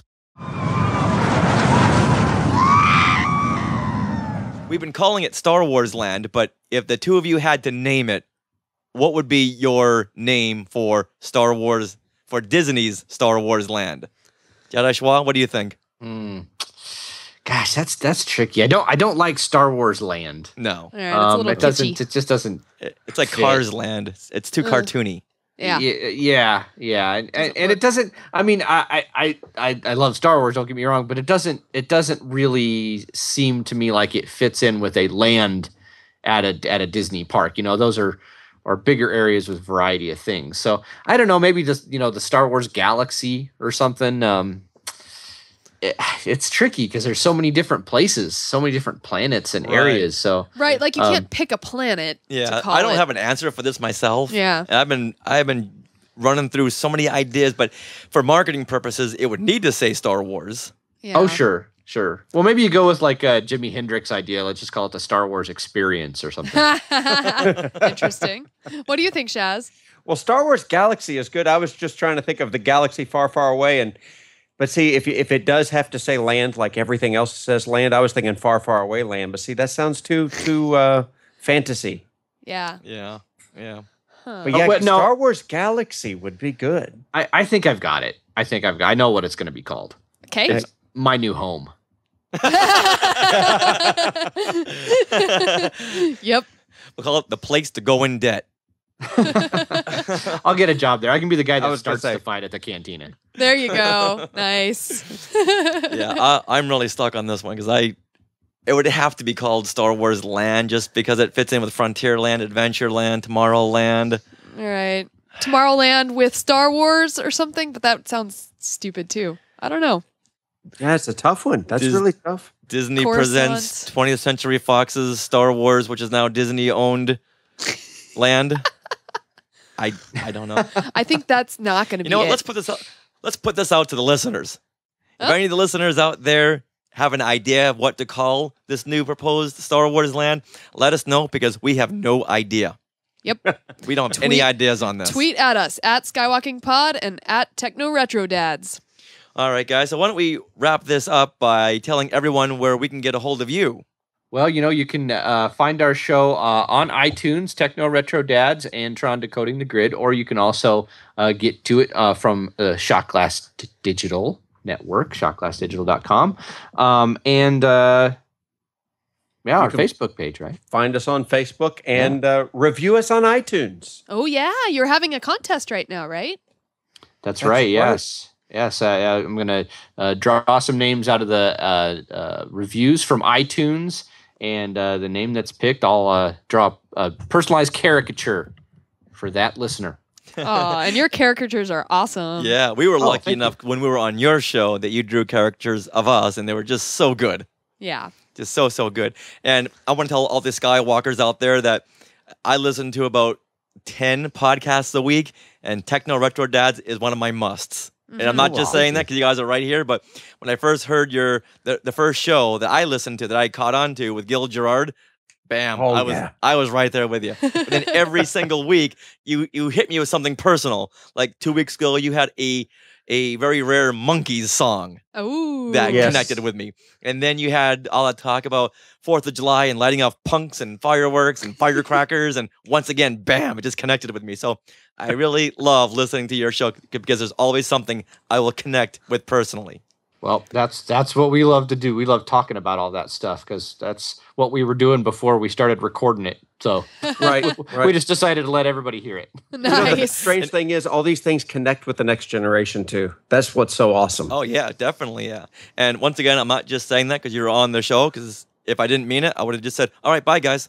Yeah. Thanks, Richard. So I couldn't endorse TechnoRetro Dads more.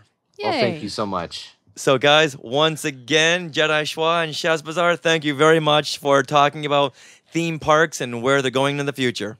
Thanks for having us, and keep skywalking and never land on Alderaan. By your command, TechnoRetro Dads. So that was such a fun conversation, and we had lots of fun doing that blue sky thing where we just, thought up the cool rides we could have. You know what? And I'm surprised we never thought about the whole integration thing, like Harry Potter, the whole being immersed in that world. That just went right over our heads. So if you want to catch more of that conversation, listen to episode 38 that was posted back in June of 2014. Wow. Now let's read a message from Darth Taxes, who we finally met at Celebration Anaheim. Now, Darth Taxes wrote in and said, Rich and Sarah, my favorite moment was getting to watch the magic happen at Star Wars Celebration Anaheim this year. My joy at seeing the live show was compounded, that was an accounting term, by the professionalism and the execution. Additionally, it was wonderful to meet so many other Skywalkers, including, but not limited to, well, he really is an accountant, Anthony, Kevin, Donald, Jeff, Bryn, and of course, Rob Dellinger. Every time I plug in my phone, I am reminded of how you have contributed so much to the Star Wars et al. Fandom. When my jingle kicks in. Oh, he's using his jingle for a ringtone. Nice. Thank you so much for the fun. I know you both work really hard at entertaining us weekly, and it is greatly appreciated. Congratulations on all your great success. May all your penalties and interest be abated. Signed, Darth Tax's CPA. I wish that really was true. So if we ever get audited, can we show them that? Yes. Nice. Maybe we'll have to ask Darth Taxes. So thank you, Darth Taxes, in advance. Now, what is a June episode of Skywalking Through Neverland without a wedding episode? I don't know. On episode 36, we spoke with Rancho Obi-Wan PR director and big-time Star Wars fan herself, Consetta Parker, about her wedding with the trooper of her dreams. Aww. Hey, Consetta. Hey, thank you so much for having me on. I appreciate it. How are you guys doing? Oh, we are doing very, very well, having so much fun with the podcast and just getting to talk to people like you and like people from all over the world. Just been a blast. The wonders of technology. Yes. It's huge difference from growing up in the 70s to what it is now. It's awesome. Skype is amazing. I know. You didn't have Skype in the 70s? No, but I had Pong. Yeah. Which at the time was the equivalent of Skype for us anyway. Memories. I grew up in the 80s, so I had Nintendo. All right. So when we were coming up with this episode, once again, we knew that we had to talk to you because you had the ultimate Star Wars wedding. So when we saw you also in Star Wars Insider and TLC's Wild Weddings, we knew we had to talk to you. So let's go back to the beginning. How did you and Garrett meet? I met my stormtrooper. Actually, Star Wars has just been like a running theme for so many of us, for me and people all over the world throughout my life. And it, through my work, I ended up at Skywalker Ranch working for the Revenge of the Sith press junket. Nice. Dream come true. I mean, it was one of those cases where somebody else got sick. Oh. And somebody thought of me as a publicist because they knew I liked Star Wars, and I got a call on a Friday and said, "Hey, I was living and working in LA as a studio publicist," and they're like, "Hey, can you come up to San Rafael and maybe work the press junket for Revenge of the Sith?" I was like, "Yes, I will be my own way." And then Monday, I was there. Wow. So that in and of itself was a dream come true for me, and huge. And I called my parents because at the time they were really the only ones that understood what that meant to me. And little did I know that actually that Wednesday, another person got sick that was supposed to be working at the main house at Skywalker Ranch. And because I was going to be in a different location, and I got called and placed to work with the national TV press on the back porch of the main house at Skywalker Ranch. So again, I'm doing, just jumping up and down, so excited, trying to be professional. And I heard on the walkie-talkies, does anybody want a Stormtrooper or Chewbacca for B-roll? And I'm like, yes, can you please send Chewbacca and a Stormtrooper for B-roll to the back porch? And the station that I was working with at the time, they were like, no, we don't really need that. I'm like, oh, but you never know. You may actually, want something, to use later on. So I actually pushed for it. And at 9:00 that morning, a Stormtrooper walked onto the back porch with his bucket under his arm, which normally he's never has buckets off. But that morning he said something told him to do so. So when he walked up in full armor with his bucket under his arm, I saw Han Solo. And my heart just skipped a beat. And at the time, it never even registered with us that we met. That Wednesday morning was May 4th, 2005. Oh. Yeah. And that's how it all began. And of course, I'm completely got pulled out of work mode and stammered. And the first thing I said to him was, "Aren't you a little short for a stormtrooper?" And I'm thinking, oh, so lame, stupid. He's going to think, but that's how it all started. And then by that evening, we were sitting at the Stag Theater there in the Tech Building at Skywalker Ranch, watching Revenge of the Sith together. And when the opening crawl started up, he reached over and took my hand, and I knew that instant that I was going to marry this boy, because all I ever wanted was to find a boy that loved Star Wars as much as me. Oh, and I found him. Yeah, there was that instant connection then. Oh, absolutely, yes. All these people all got sick to lead up to this very moment. Yeah. I know, and I feel bad for being glad, but at the same time, I was like, the forces, the force came together, and because he actually had missed the call. He didn't find out till the night before that he was going to get to go. He had originally missed the call, and as I'm sure once when you get a call from Lucasfilm through the 501st that they need troopers, everybody wants to go. Mm-hmm. But since it was a weekday, it was hard to find somebody that could take off work.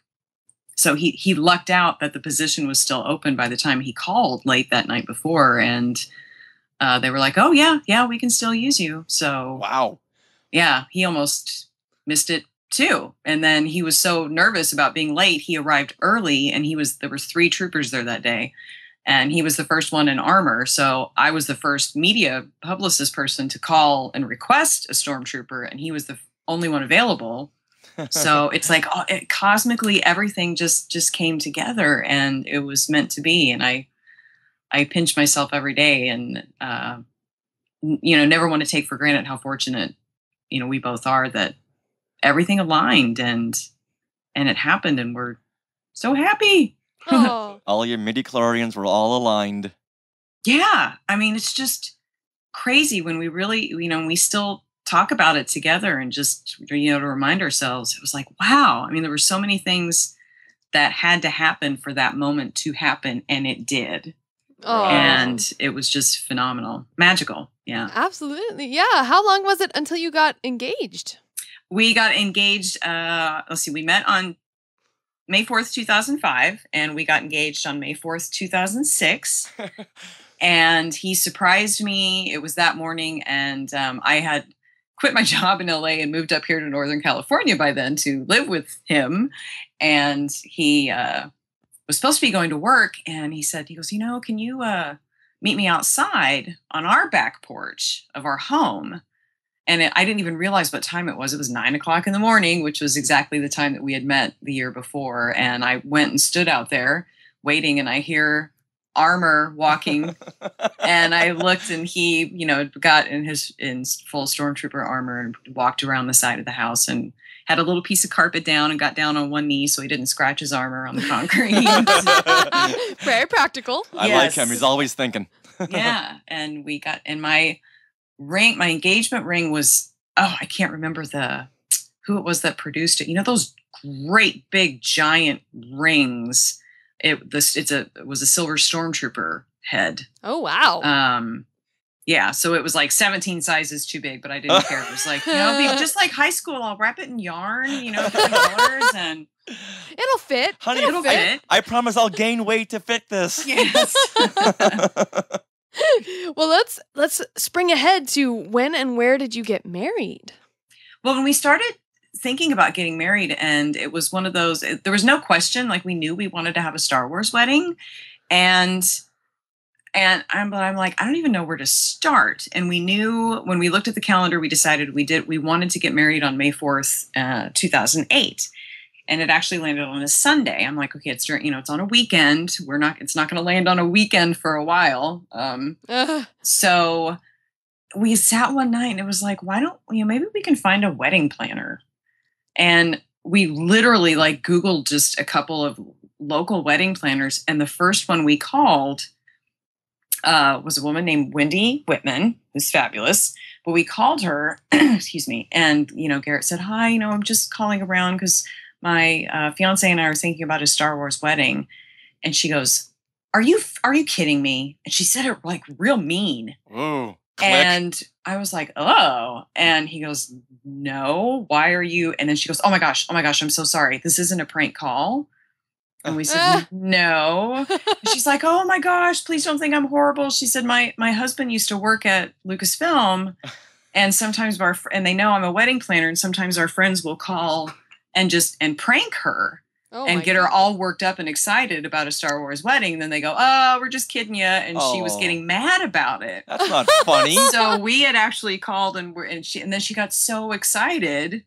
She was like, oh my gosh, I finally get to do a Star Wars wedding. This is going to be awesome. And it was really because of her and her husband, Gordon, who when we got together to brainstorm about locations. And he goes, there was this great place, where up in San Rafael where they used to do all the special effects, and the George Lucas Theater is there. It's where George watched the dailies. I don't know if you've ever heard of it, called Kerner Optical. And we were like, yeah. And Wendy's like, oh yeah, it's in an industrial area. But as a Star Wars fan, and when we both instantly were like, yes, that's where we want to get married without even seeing it. And so they made the call, and the manager there at the time did not believe them when they called and said, we have a couple interested in getting married there. They're like, why would anybody want to get married here? It's in an old industrial complex, blah, blah, blah. But we finally convinced them to let us all come and meet. And it was, going to Skywalker Ranch, then meeting a stormtrooper, getting engaged to a stormtrooper, finding a wedding planner whose husband used to work at Lucasfilm, and they had all these connections and ideas about Star Wars. And he's like, I'll write your vows and Star Wars theme. And then going to Kerner Optical and them saying, oh, okay, we've never had anything like this here, but if you guys really want to get married here, okay. And walking into the George Lucas Theater, where George watched the dailies, the seats all worn out because he always sat in the same seat. And we actually reserved that seat so nobody would sit in it during the actual wedding. And then right next door was the one of the sound stages where they filmed a lot of the special effects. So when you see images, it's like, oh, here's so-and-so, model making, the model department and everything, with the AT-ATs or, Star Destroyer. I'm like, that a lot of that's at Kerner Optical, and that's where we got married. It was just, and people that worked there that had been with Industrial Light and Magic and Lucasfilm and Kerner Optical from the beginning, that they're like, okay, yeah, sure, we'll help do something. Like, everybody came out of the woodwork, and we got to touch one of the original cameras that was used in filming The Empire Strikes Back. Wow. One of the lighting guys made some awesome BOGO lights for us to illuminate and project during the wedding reception in the sound stage. We had Darth Vader marry us. The sound guys at Kerner helped, create the effects so that it actually sounded like Darth Vader. We had the Golden Gate Garrison of the 501st Legion. We had over 30 people in costume. We were in costume. And everything was, we had a Star Destroyer wedding cake. We actually found a person that makes cakes that's a huge sci-fi person. And came to our house to prove to us that she could create a Star Destroyer wedding cake. What did she do exactly? She had all the sketches. She explained how she could do it. She actually wore, she's a huge Battlestar Galactica fan, which we are too. So she wore her old Starbuck costume, like vintage. She's like, I want you to know that I'm with you on this. I will work with you on this. And her husband actually made Imperial officer costumes to wear at the wedding while they served cake. Oh, I mean, like, everybody that we met just got so excited and really helped bring the whole thing together, that it was a dream come true wedding. Wow. It really was. Just to get hardcore, was it the Avenger or the Devastator Star Destroyer? No, it was the, I would say it's closer to the Avenger. Oh, okay. Yeah. That's a pretty big cake. I got pictures. We still have it. Because the top of it lifted out, and then she filled the top in, and it, preserved the fondant, and it's shellacked, and it still lights up. It lit up? Oh, yeah. The whole back lit up. Oh, my God. It looked, it looked like it was amazing. Wow. So, just to be clear here, you got married on the same spot as the Battle of Hoth. Yes. Yeah, and they were filming Indiana Jones Kingdom of the Crystal Skull while we were planning the wedding. Wow. So we were invited a couple times to go to one of the other sound stages they were using while they were filming some of the special effects. And I would just cry. Wow. Yeah, Sarah and I were just there at Kerner Optical. Unfortunately, the building is now closed, but we were in arm's reach of where they shot all these big epic scenes from The Empire Strikes Back. Yeah. So just being in there yourself, it must have been just like being at the motherland. During the reception, when we were all on the soundstage and we gave our, the toasts and everything, and we made sure to tell everyone, it's like, before you leave, reach down and put your hand on the floor, because there's been so much movie making history that has happened here. Wow. There are three sound stages there, and we had the largest one that was right next to the George Lucas Theater. So people could literally just walk down the steps of the theater, out a door, and right into the sound stage. Nice. And then, because it is a sound stage, they have the giant sliding doors, so that they, like big garage doors that they can pull sideways to move props in and out. And that's how we made our entrance into the reception. Nice. Was they, queued up the music, and they had the guys pull it open, and then Vader and, our stormtroopers let us in, and then we had like a grand entrance. What music? Like Jabba's palace door. Nice. Yeah. What music did you walk into? We had the fanfare from the end of A New Hope Okay. that we used right after we were married officially, and so when we exited, and then when we came in, we had opening credits, just like, so, because we were in the George Lucas Theater, so we had the theater screen, and it's like, we have to be able to incorporate this somehow. So we actually have our own opening crawl for Star Wars Episode 2008, An Imperial Love, and you have the scroll, you have the fanfare, and then after we got married, lights are dimmed, and we did the end credits, where we listed all of our groomsmen. I had Bushmen because I was dressed as Leia Bush. So all of my clones I called them my Bushmen. And then for the cast, we listed everybody that was in attendance at the wedding. So everybody got to see their name on the screen. Yeah. Did your husband dress up as the stormtrooper? Yes. Yes. Yes. Nice. He did. And my dad, who always he's got the dark hair and the beard. And so I was like, Dad, how about you wear a flannel shirt and jeans? So he did the George Lucas thing and was totally giddy and happy about it. He couldn't decide whether he wanted to wear a red flannel shirt or blue flannel. I was like, Dad, it's totally up to you. You can wear whatever you want. Just be comfortable, And Daddy, every 5 minutes, you got to yell out, faster, more intense. Yes.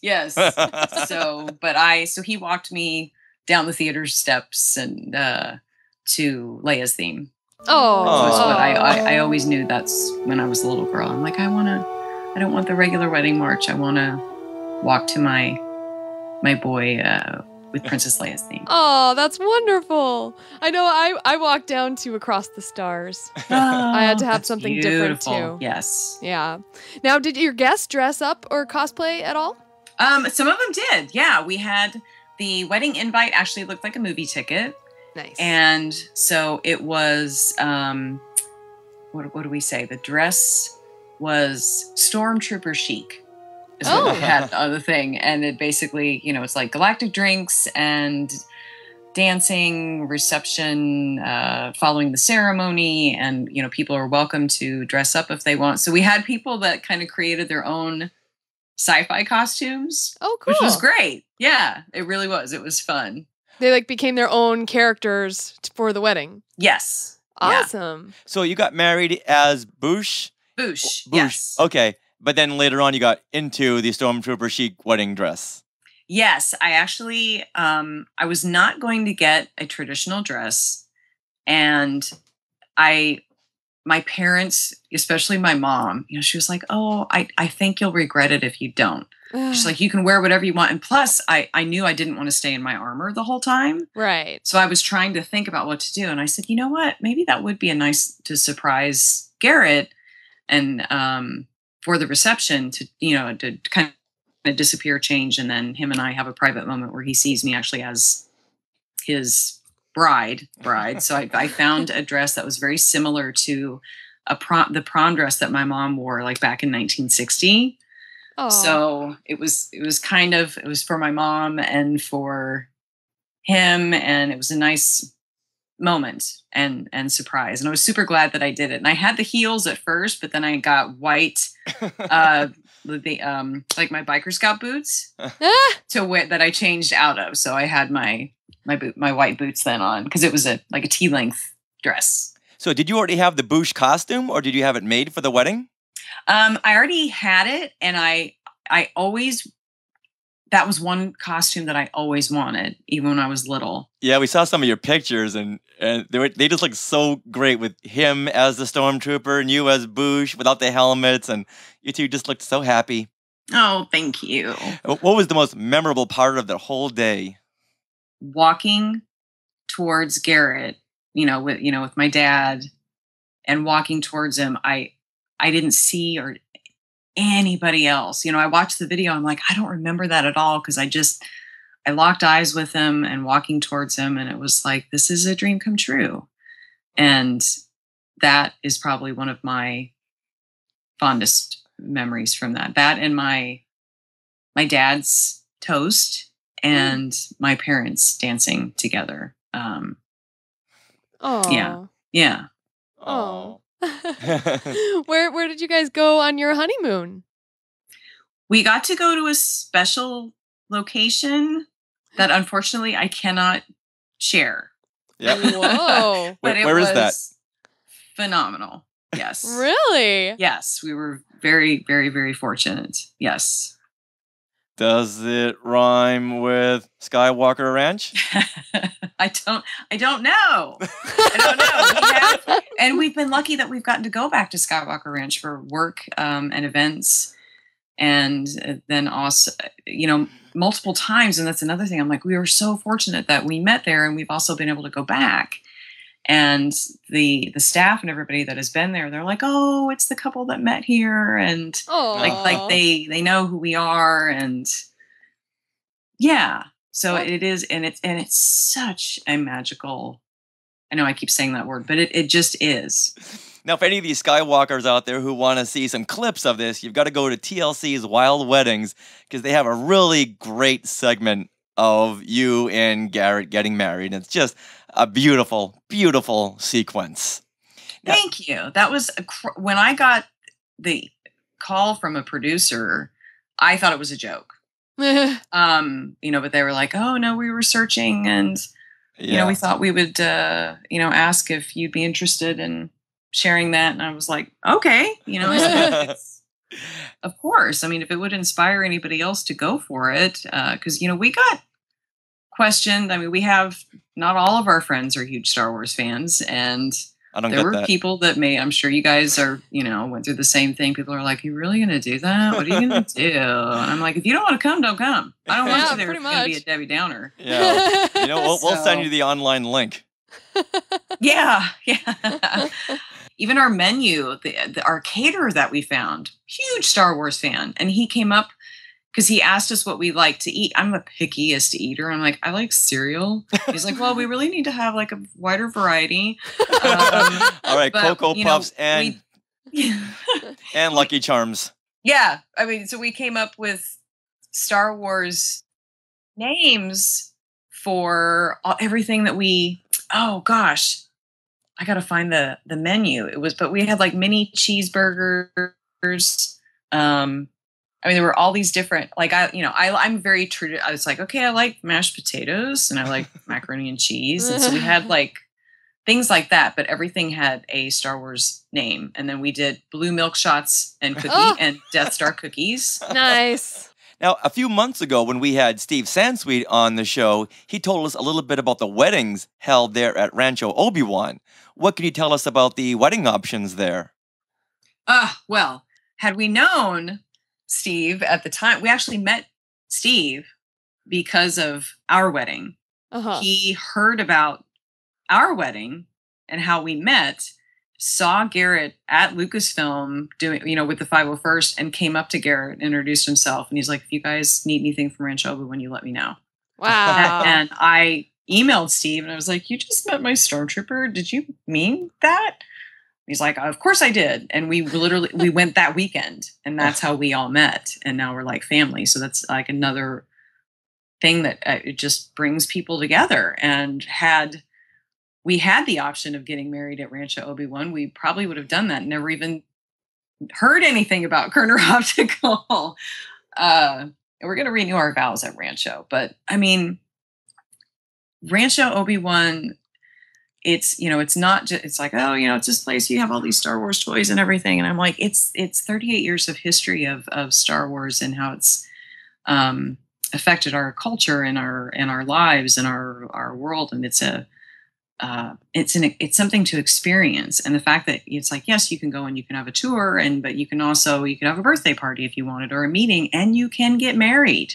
So the options are pretty open. The main thing that people should know is that you can get married by Steve Sansweet. It is legal. He can marry you. He will talk to the bride and groom, get to know you, help, create the vows. He can go light side or dark side, more so if you like, but cater to how you want. We have, the guest arrival and ceremony and photos. The Lavender Bee Farm is right across the road from Rancho. And they have the most amazing property there's like 5,000 lavender plants, beautiful grounds. The Sonoma Mountains are in the background. And it's just right across. And I say road because, we're out in the country, and Sonoma County is breathtaking and beautiful. So you can have that, as we were talking earlier, like that more of a traditional wedding setting, or you can get married inside the museum, have a tour of the museum, have your reception and your dinner inside the museum, wedding photos inside and out, because within you have everything Star Wars as a fan, and outside you have the beautiful scenery and backdrop of Sonoma County that you cannot take a bad picture. You just can't. I love going to Rancho, and I spend just as much time outside as I do inside. Wow. Now, when Steve officiates, does he wear his Ewok costume or his light blue bedspread sheet suit? Yeah, he would wear either if you would like for him, because we still have that Ewok costume and it's on display at Rancho.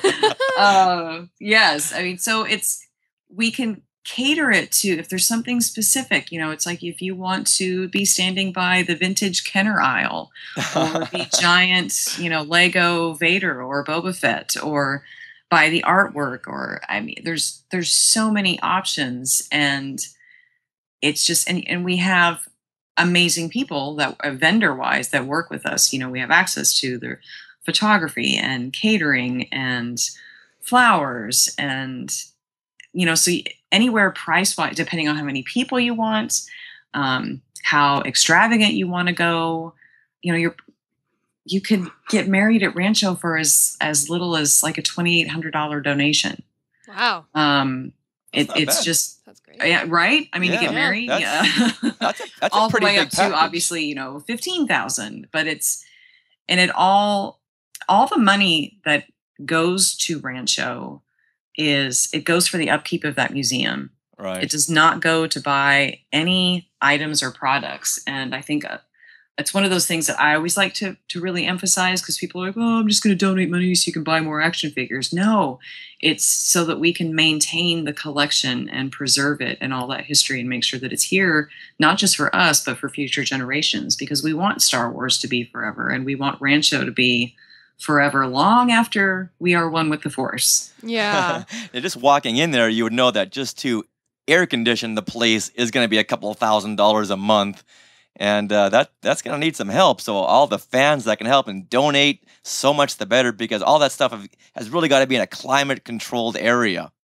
Now, being the director of publicity, do you help in any way with the coordination of the wedding? I did not for the first one that we had. I was a little bit, but I will, depending on when it is and why. But I was on the team for the fundraising event, because the wedding was on a Friday, and our second annual fundraiser event was that Saturday. Oh wow! Oh my goodness! So yes, we had two events back to back. So it was like we split up. It was like wedding team and event team. So, and we had a lot of talent coming in from out of town to join us. So wrangling them. But it was awesome. The weather was perfect, and and the wedding party then stayed for the event the next day. Oh, perfect. Well, yeah. You have a fun job. I do. I love my job. So Where can people contact you to have the wedding at Rancho Obi-Wan if they're interested? Any information that you'd want to find, you can go to ranchoobi-wan.org. Okay. All the inquiries, for events, including weddings, would go to, the email is info@ranchoobi-wan.org. Okay, great. Yes. Yeah. Sarah and I were there about a year ago, and I just can't stress enough how beautiful this place is. Inside and out. It is, right? I mean, I get to go all the time, and I get excited every time. Steve's got a lot of great pieces, including a lot of pieces that were used in the film. Now, say if I were getting married there and I wanted to wear the 4 LOM crotch piece, could I do that? That you would probably have to negotiate with Mr. Sansweet. Okay. I know. Okay. Just wondering. It's so funny. But you know what? I wouldn't say that's completely off the table. Oh, Sarah, we're getting remarried. Yeah, there you go. Renewing the vows. Hold instead of a bouquet, just hold 4 Lum's crotch. Skywalking through Neverland. Now let's take another break and share with you this week's special Skywalker of the Week. Rick Peralta.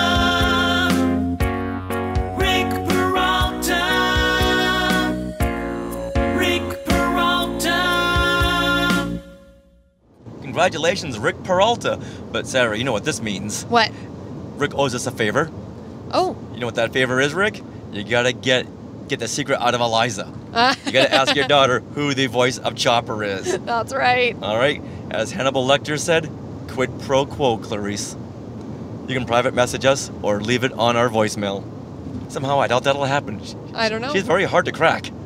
She is. That is one little girl who will not give up a secret.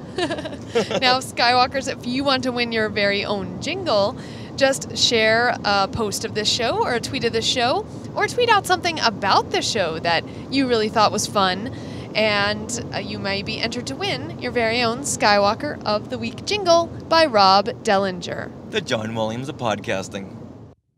So there's this one time where we're going through the beautiful Disney downtown. Not downtown Disney, but it was Hollywood Studios, and it was Star Wars Weekends, and it was the best time ever. And that was the time that Riley Blanton, hey, and Bethany Blanton, hey guys, of the Star Wars Report podcast, hey everybody, met Richard and Sarah, and they were amazing. And I was like, oh, it's the Skywalking Through Neverland people. And it was just one of those times where Star Wars Weekends became an institution for us. And I'll never forget, like, walking down in line for I believe it was the brand new opening of the Seven Dwarves Mine Train at Disney, and chatting it up and getting to know each other, and even eventually kind of starting the tradition of the giant group podcasting that went on at the meetups that we've done at Disney. So anyway, I just wanted to wish Sarah, you and Richard a big, giant, hairy Wookiee style happy 2nd year anniversary of Skywalking Through Neverland. And I'd like to say I remember that moment too, but I had seen pictures of Sarah and Richard on social media, and I was like, wow, they have such great smiles for pictures, but I bet that they don't smile like that in person. And that is not the case. They do indeed smile just as brilliantly in person, and it always makes my heart happy. Yes, indeed. I too was a cynic at times, but you guys are genuinely that excited and passionate, and cheerful. So I've loved meeting you guys, getting to know you a little better, and hopefully I can hang out with you more at future conventions. Absolutely. So again, happy 2nd anniversary to Skywalking Through Neverland. May it be magical, and may the Force be with you. Okay, bye. Now, before we end our anniversary road trip special, we wanted to introduce to you a little girl we met a few weeks ago. She loves Star Wars, she loves Disneyland, and she loves Kylo Ren. She loves Kylo Ren a little too much. So here now on what she thinks will happen in The Force Awakens, merchandising, and cosplaying is 4-year-old Ky'a Bucks. So your favorite movie is The Empire Strikes Back? I got that. I totally got that. Can you tell us what happens in The Empire Strikes Back? He wants to be Darth Vader. Who does? Kylo Ren. Kylo Ren becomes Darth Vader? Yes. Okay. Oh. And what happens in the beginning of The Empire Strikes Back? The stormtroopers gather their ships, and they put up their guns. And Yes. who wins in The Empire Strikes Back? Kylo Ren. You love Kylo Ren, huh? Yes. Is Kylo Ren a good guy or is he a bad guy? He's a bad guy. He's a bad. How do you? Wait a minute. We haven't seen the movie yet. How do you know he's a bad guy?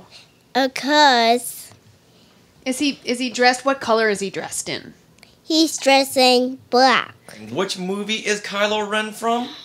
He's from The Force Awakens. The Force Awakens, right? And did you see the movie previews with Kylo Ren in them? Where he had his lightsaber? Yes. What's his lightsaber look like? It was like red, looked like Darth Vader's. Do you know what Kylo Ren sounds like? He sounds like Darth Vader's way talking. If you were Kylo Ren, if you were going to say, my name is Ky'a, what would that sound like? My name is Ky'a. There you go. Well, can I talk about what you're dressed like today? I'm wearing Rey. Ray. And can you tell us what your costume looks like? Because people can't see you, so can you tell them what it looks like? It looks like I'm in the desert. It's the costume she wears in the desert. Yeah. And what's the name of that desert planet? Jakku. Jakku. Okay. There you go. And when you saw Rey in the Force Awakens movie previews, She was going. she was in a hurry, wasn't she? She was going to rescue. She was going to rescue somebody? Yes, it's a stormtrooper. Oh, It- rescue a stormtrooper. And it's Ben. Because Finn, he was in a stormtrooper costume, right? Yes. But wait a minute, is Finn a good guy then, or is he a bad guy? He's a good guy. Oh, okay. But he's wearing a stormtroopers are bad, right? Yes. Yeah, but if he's in a bad guy costume, wouldn't that make him a bad guy? No, No. Okay. it's just for 10. Oh, So- so he's pretending to be a stormtrooper, you think? Yes. Why do you think Finn was wearing that costume? Who was he trying to fool? Kylo Ren. So Kylo Ren would think he's a bad guy when he's really a good guy. Yes. And then what do you think happens next? And Ben spilled it. Finn. Yes. Oh, Finn. Finn can feel The Force. Finn can feel the Force, and when you have the Force, what kind of things can you do with it? You just turn the lightsaber. Now, when you saw Luke use the Force in the Star Wars movies, right? Mm-hmm. And what did he do with the Force? He turns his lightsaber, then tried to beat Darth Vader. So he used the Force to beat Darth Vader? No, he beats Darth Vader. Beats Darth Vader, okay. Yeah, I have to find this one. Now, you know what? In the beginning of that book, there was a picture of someone. Can you go to that picture again? Because I forget what his name is. What? The first couple of pages. Oh, that guy in the first page. Wait, let's go back here. Okay, This? okay. Now you're open to a page with this guy on it. Who's that guy? It's Jar Jar. Jar Jar Binks, huh? Yes. Is he funny?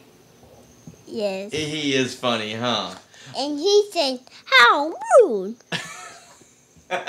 He does. He's saying that to all the Jar Jar naysayers, huh? Mm-hmm. And he said to the droids, "How rude!" Aww. You know, I don't think Jar Jar had said it any better than that. No. So now we're going to come up to The Force Awakens in just a few months. And we got a chance to see a lot of the new toys, huh? Yes. Yeah, we saw on Force Friday. And I heard you guys did a lot for Force Friday, and even after you did a lot of shopping. Yeah, we're in your bedroom right now, and there's I a got ton of stuff. a book. Then my mommy got this headphones. Those are super cool. She has the Darth Vader. What are these? Not Miko headphones. SMS audio headphones. Yes. Wow. I have to say, I'm very jealous of your room. Yeah. Because you have Star Wars everywhere. You even have, we were looking earlier, you have all these blasters and Chewie's crossbow. They're all lined up over here hanging from the wall, so in case some unsavory people come. Then I got this. And what's that? What did R2D2 just say? He said... Oh. Well, that's what he said. That's what he said. Is R2D2 in The Force Awakens? Yes. What other droids are in The Force Awakens? Who's that round droid? One who rolls around. What? His name is Chewbacca, huh? Chewbacca? Yeah, that was The round droid, right? The round droid. No. And his head bobbles. His name is Chewbacca, right? No. No? What is it? What's his name? This guy right there? That's BB-8. BB-8. BB-8. Isn't that just what I said? Mm-hmm. Okay, good. Good. And you know what? I'm looking... Arthur likes to talk. You know, and we're looking at a mask right over there. Who's that mask? That's Captain Phasma. Captain Phasma. Now, is that a girl or a boy in that outfit? That's a girl. That's a girl. Oh, what color is her outfit?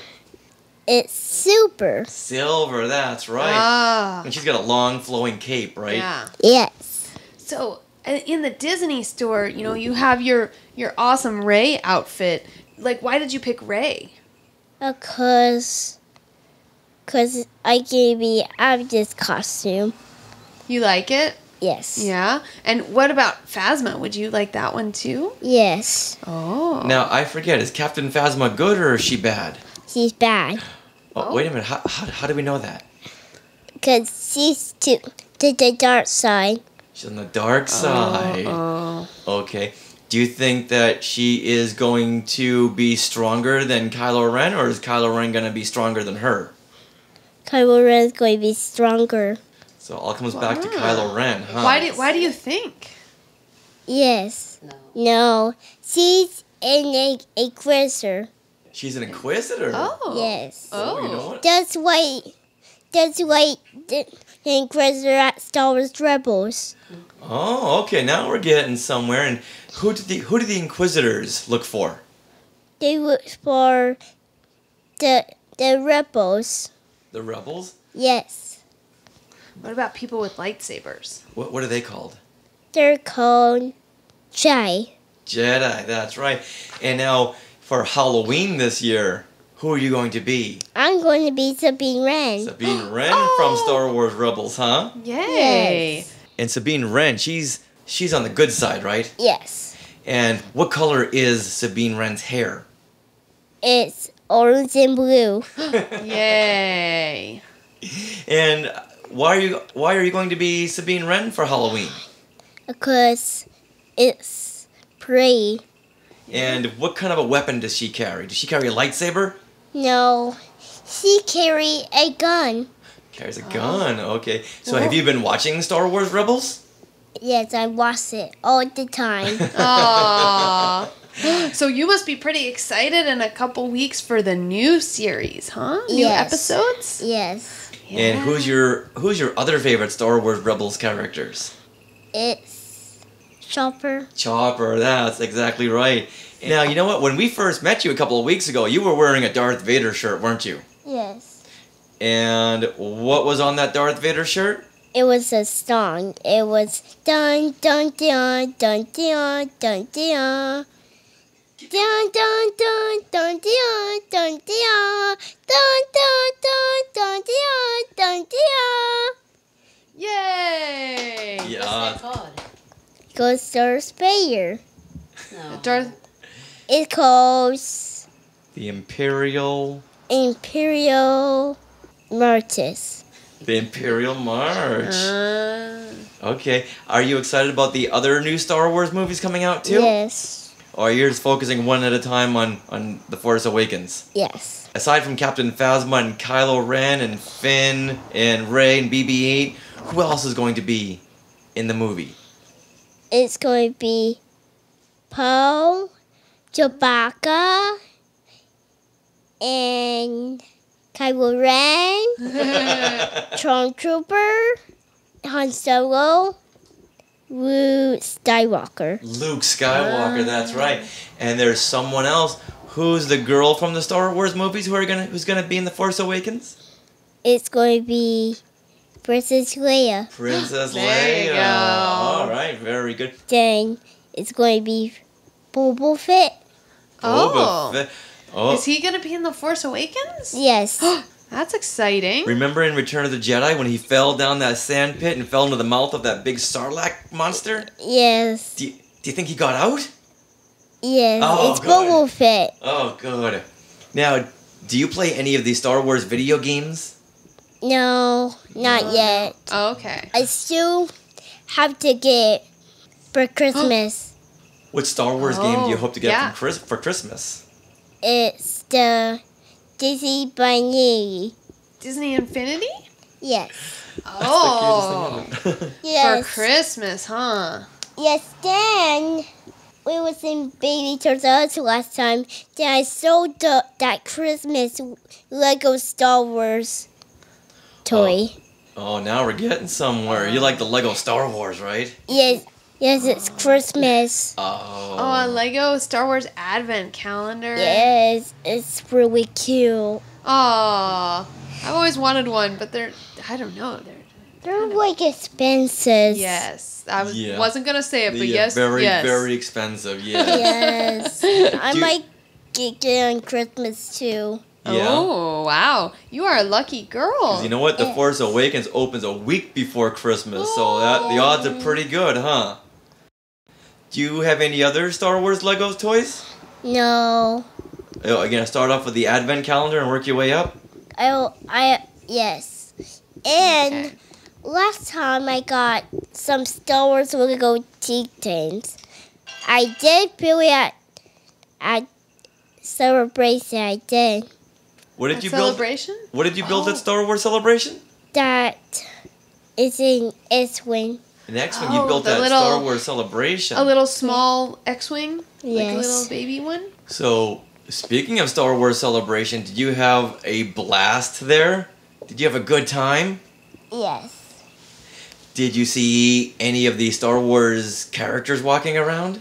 I saw one character. I saw Darth Maul. Oh. I was scared. I bet. Then Mommy took a picture. Then I was like just scared. Are you still scared of Darth Maul now? He is scary, huh? Just a little bit. Whoa. Did you do the Jedi Training Academy at Disneyland? Yes. You do it like all the time, huh? Yes. Oh. Every time you go, you're pretty much picked, correct? Yes. And you know what? I want to hear all about your adventure. Yes. At the Jedi Training Academy. Who did you Yes. fight? I bite Darth Vader. I bite Darth Vader. I battle him, bite him with lightsaber. Then one Jedi Master came.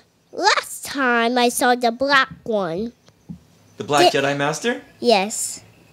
And did he train you to use the Force and the lightsaber? Yes. Then Darth Vader was coming out. I had to run down to the floor.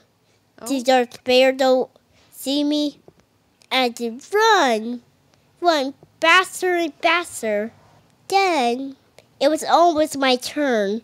I bite him with a lightsaber. I got purple lightsaber. Who was harder to beat, Darth Vader or Darth Maul? Darth Vader. Okay, Ky'a, so before we wrap things up, is there anything else you want to talk about regarding Star Wars or the Force Awakens? Yes, well, I got a Leia costume. You got a Leia costume too? Yes. So you have, okay, let me get this. Then it was too big for me. Oh, but that's okay. You can grow into it, right? Yes, I got a better one. We got the scissors and cut the hair, the buns. Can we talk about Disneyland for a minute?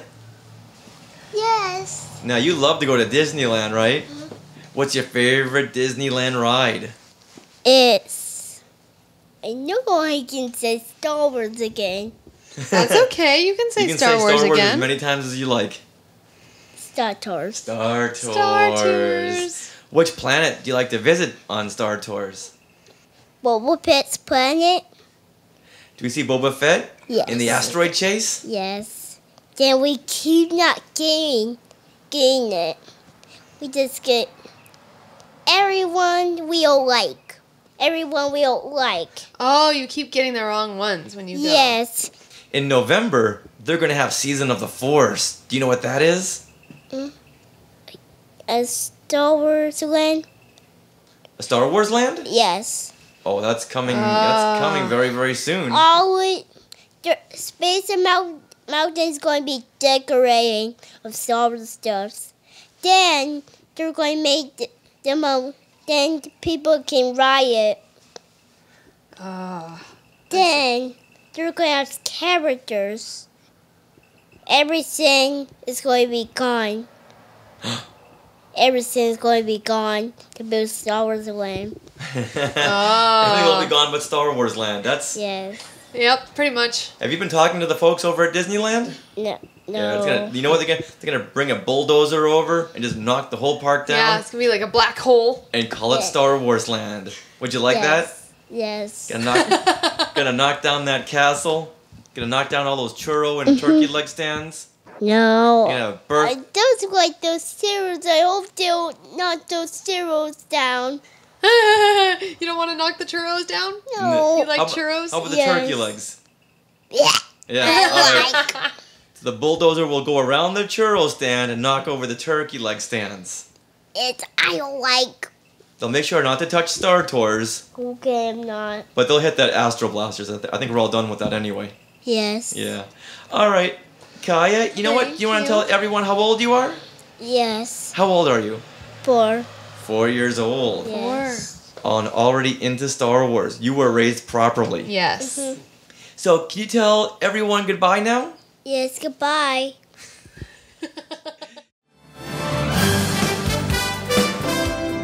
Well, that wraps up our road trip anniversary episode 94 of Skywalking Through Neverland. And if you're still wondering, we are still passing through the desert.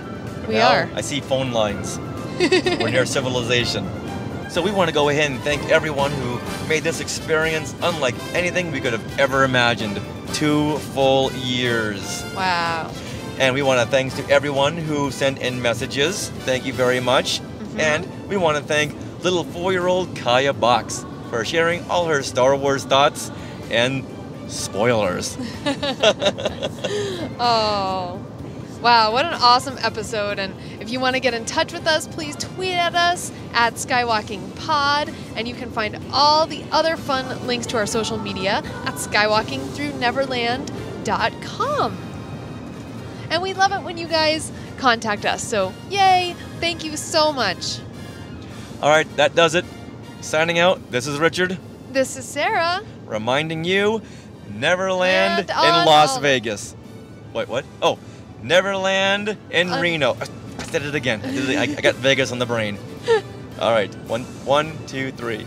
Neverland at the Treasure Island Casino. I did it again. No, I did think it was again. Circus. That's right. That was some inside info given to us by our Vegas Skywalkers.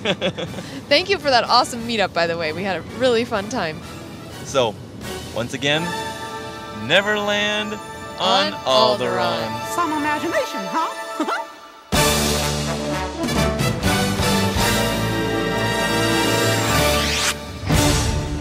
Thank you, Las Vegas, for having us. Good night.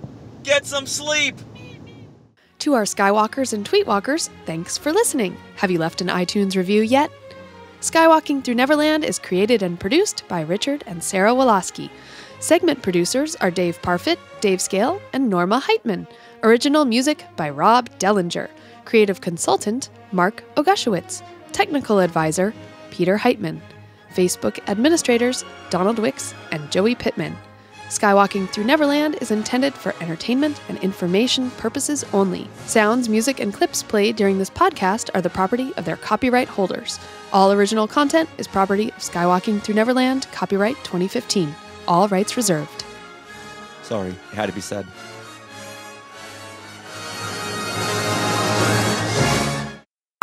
Can you say, my name is Ky'a, and I'm skywalking through Neverland?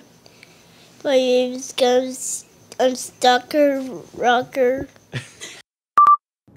One of the highlights of Star Wars Weekends in 2014 was meeting all our new podcast friends, including Jedi Schwa, Josh, to our spectacular contest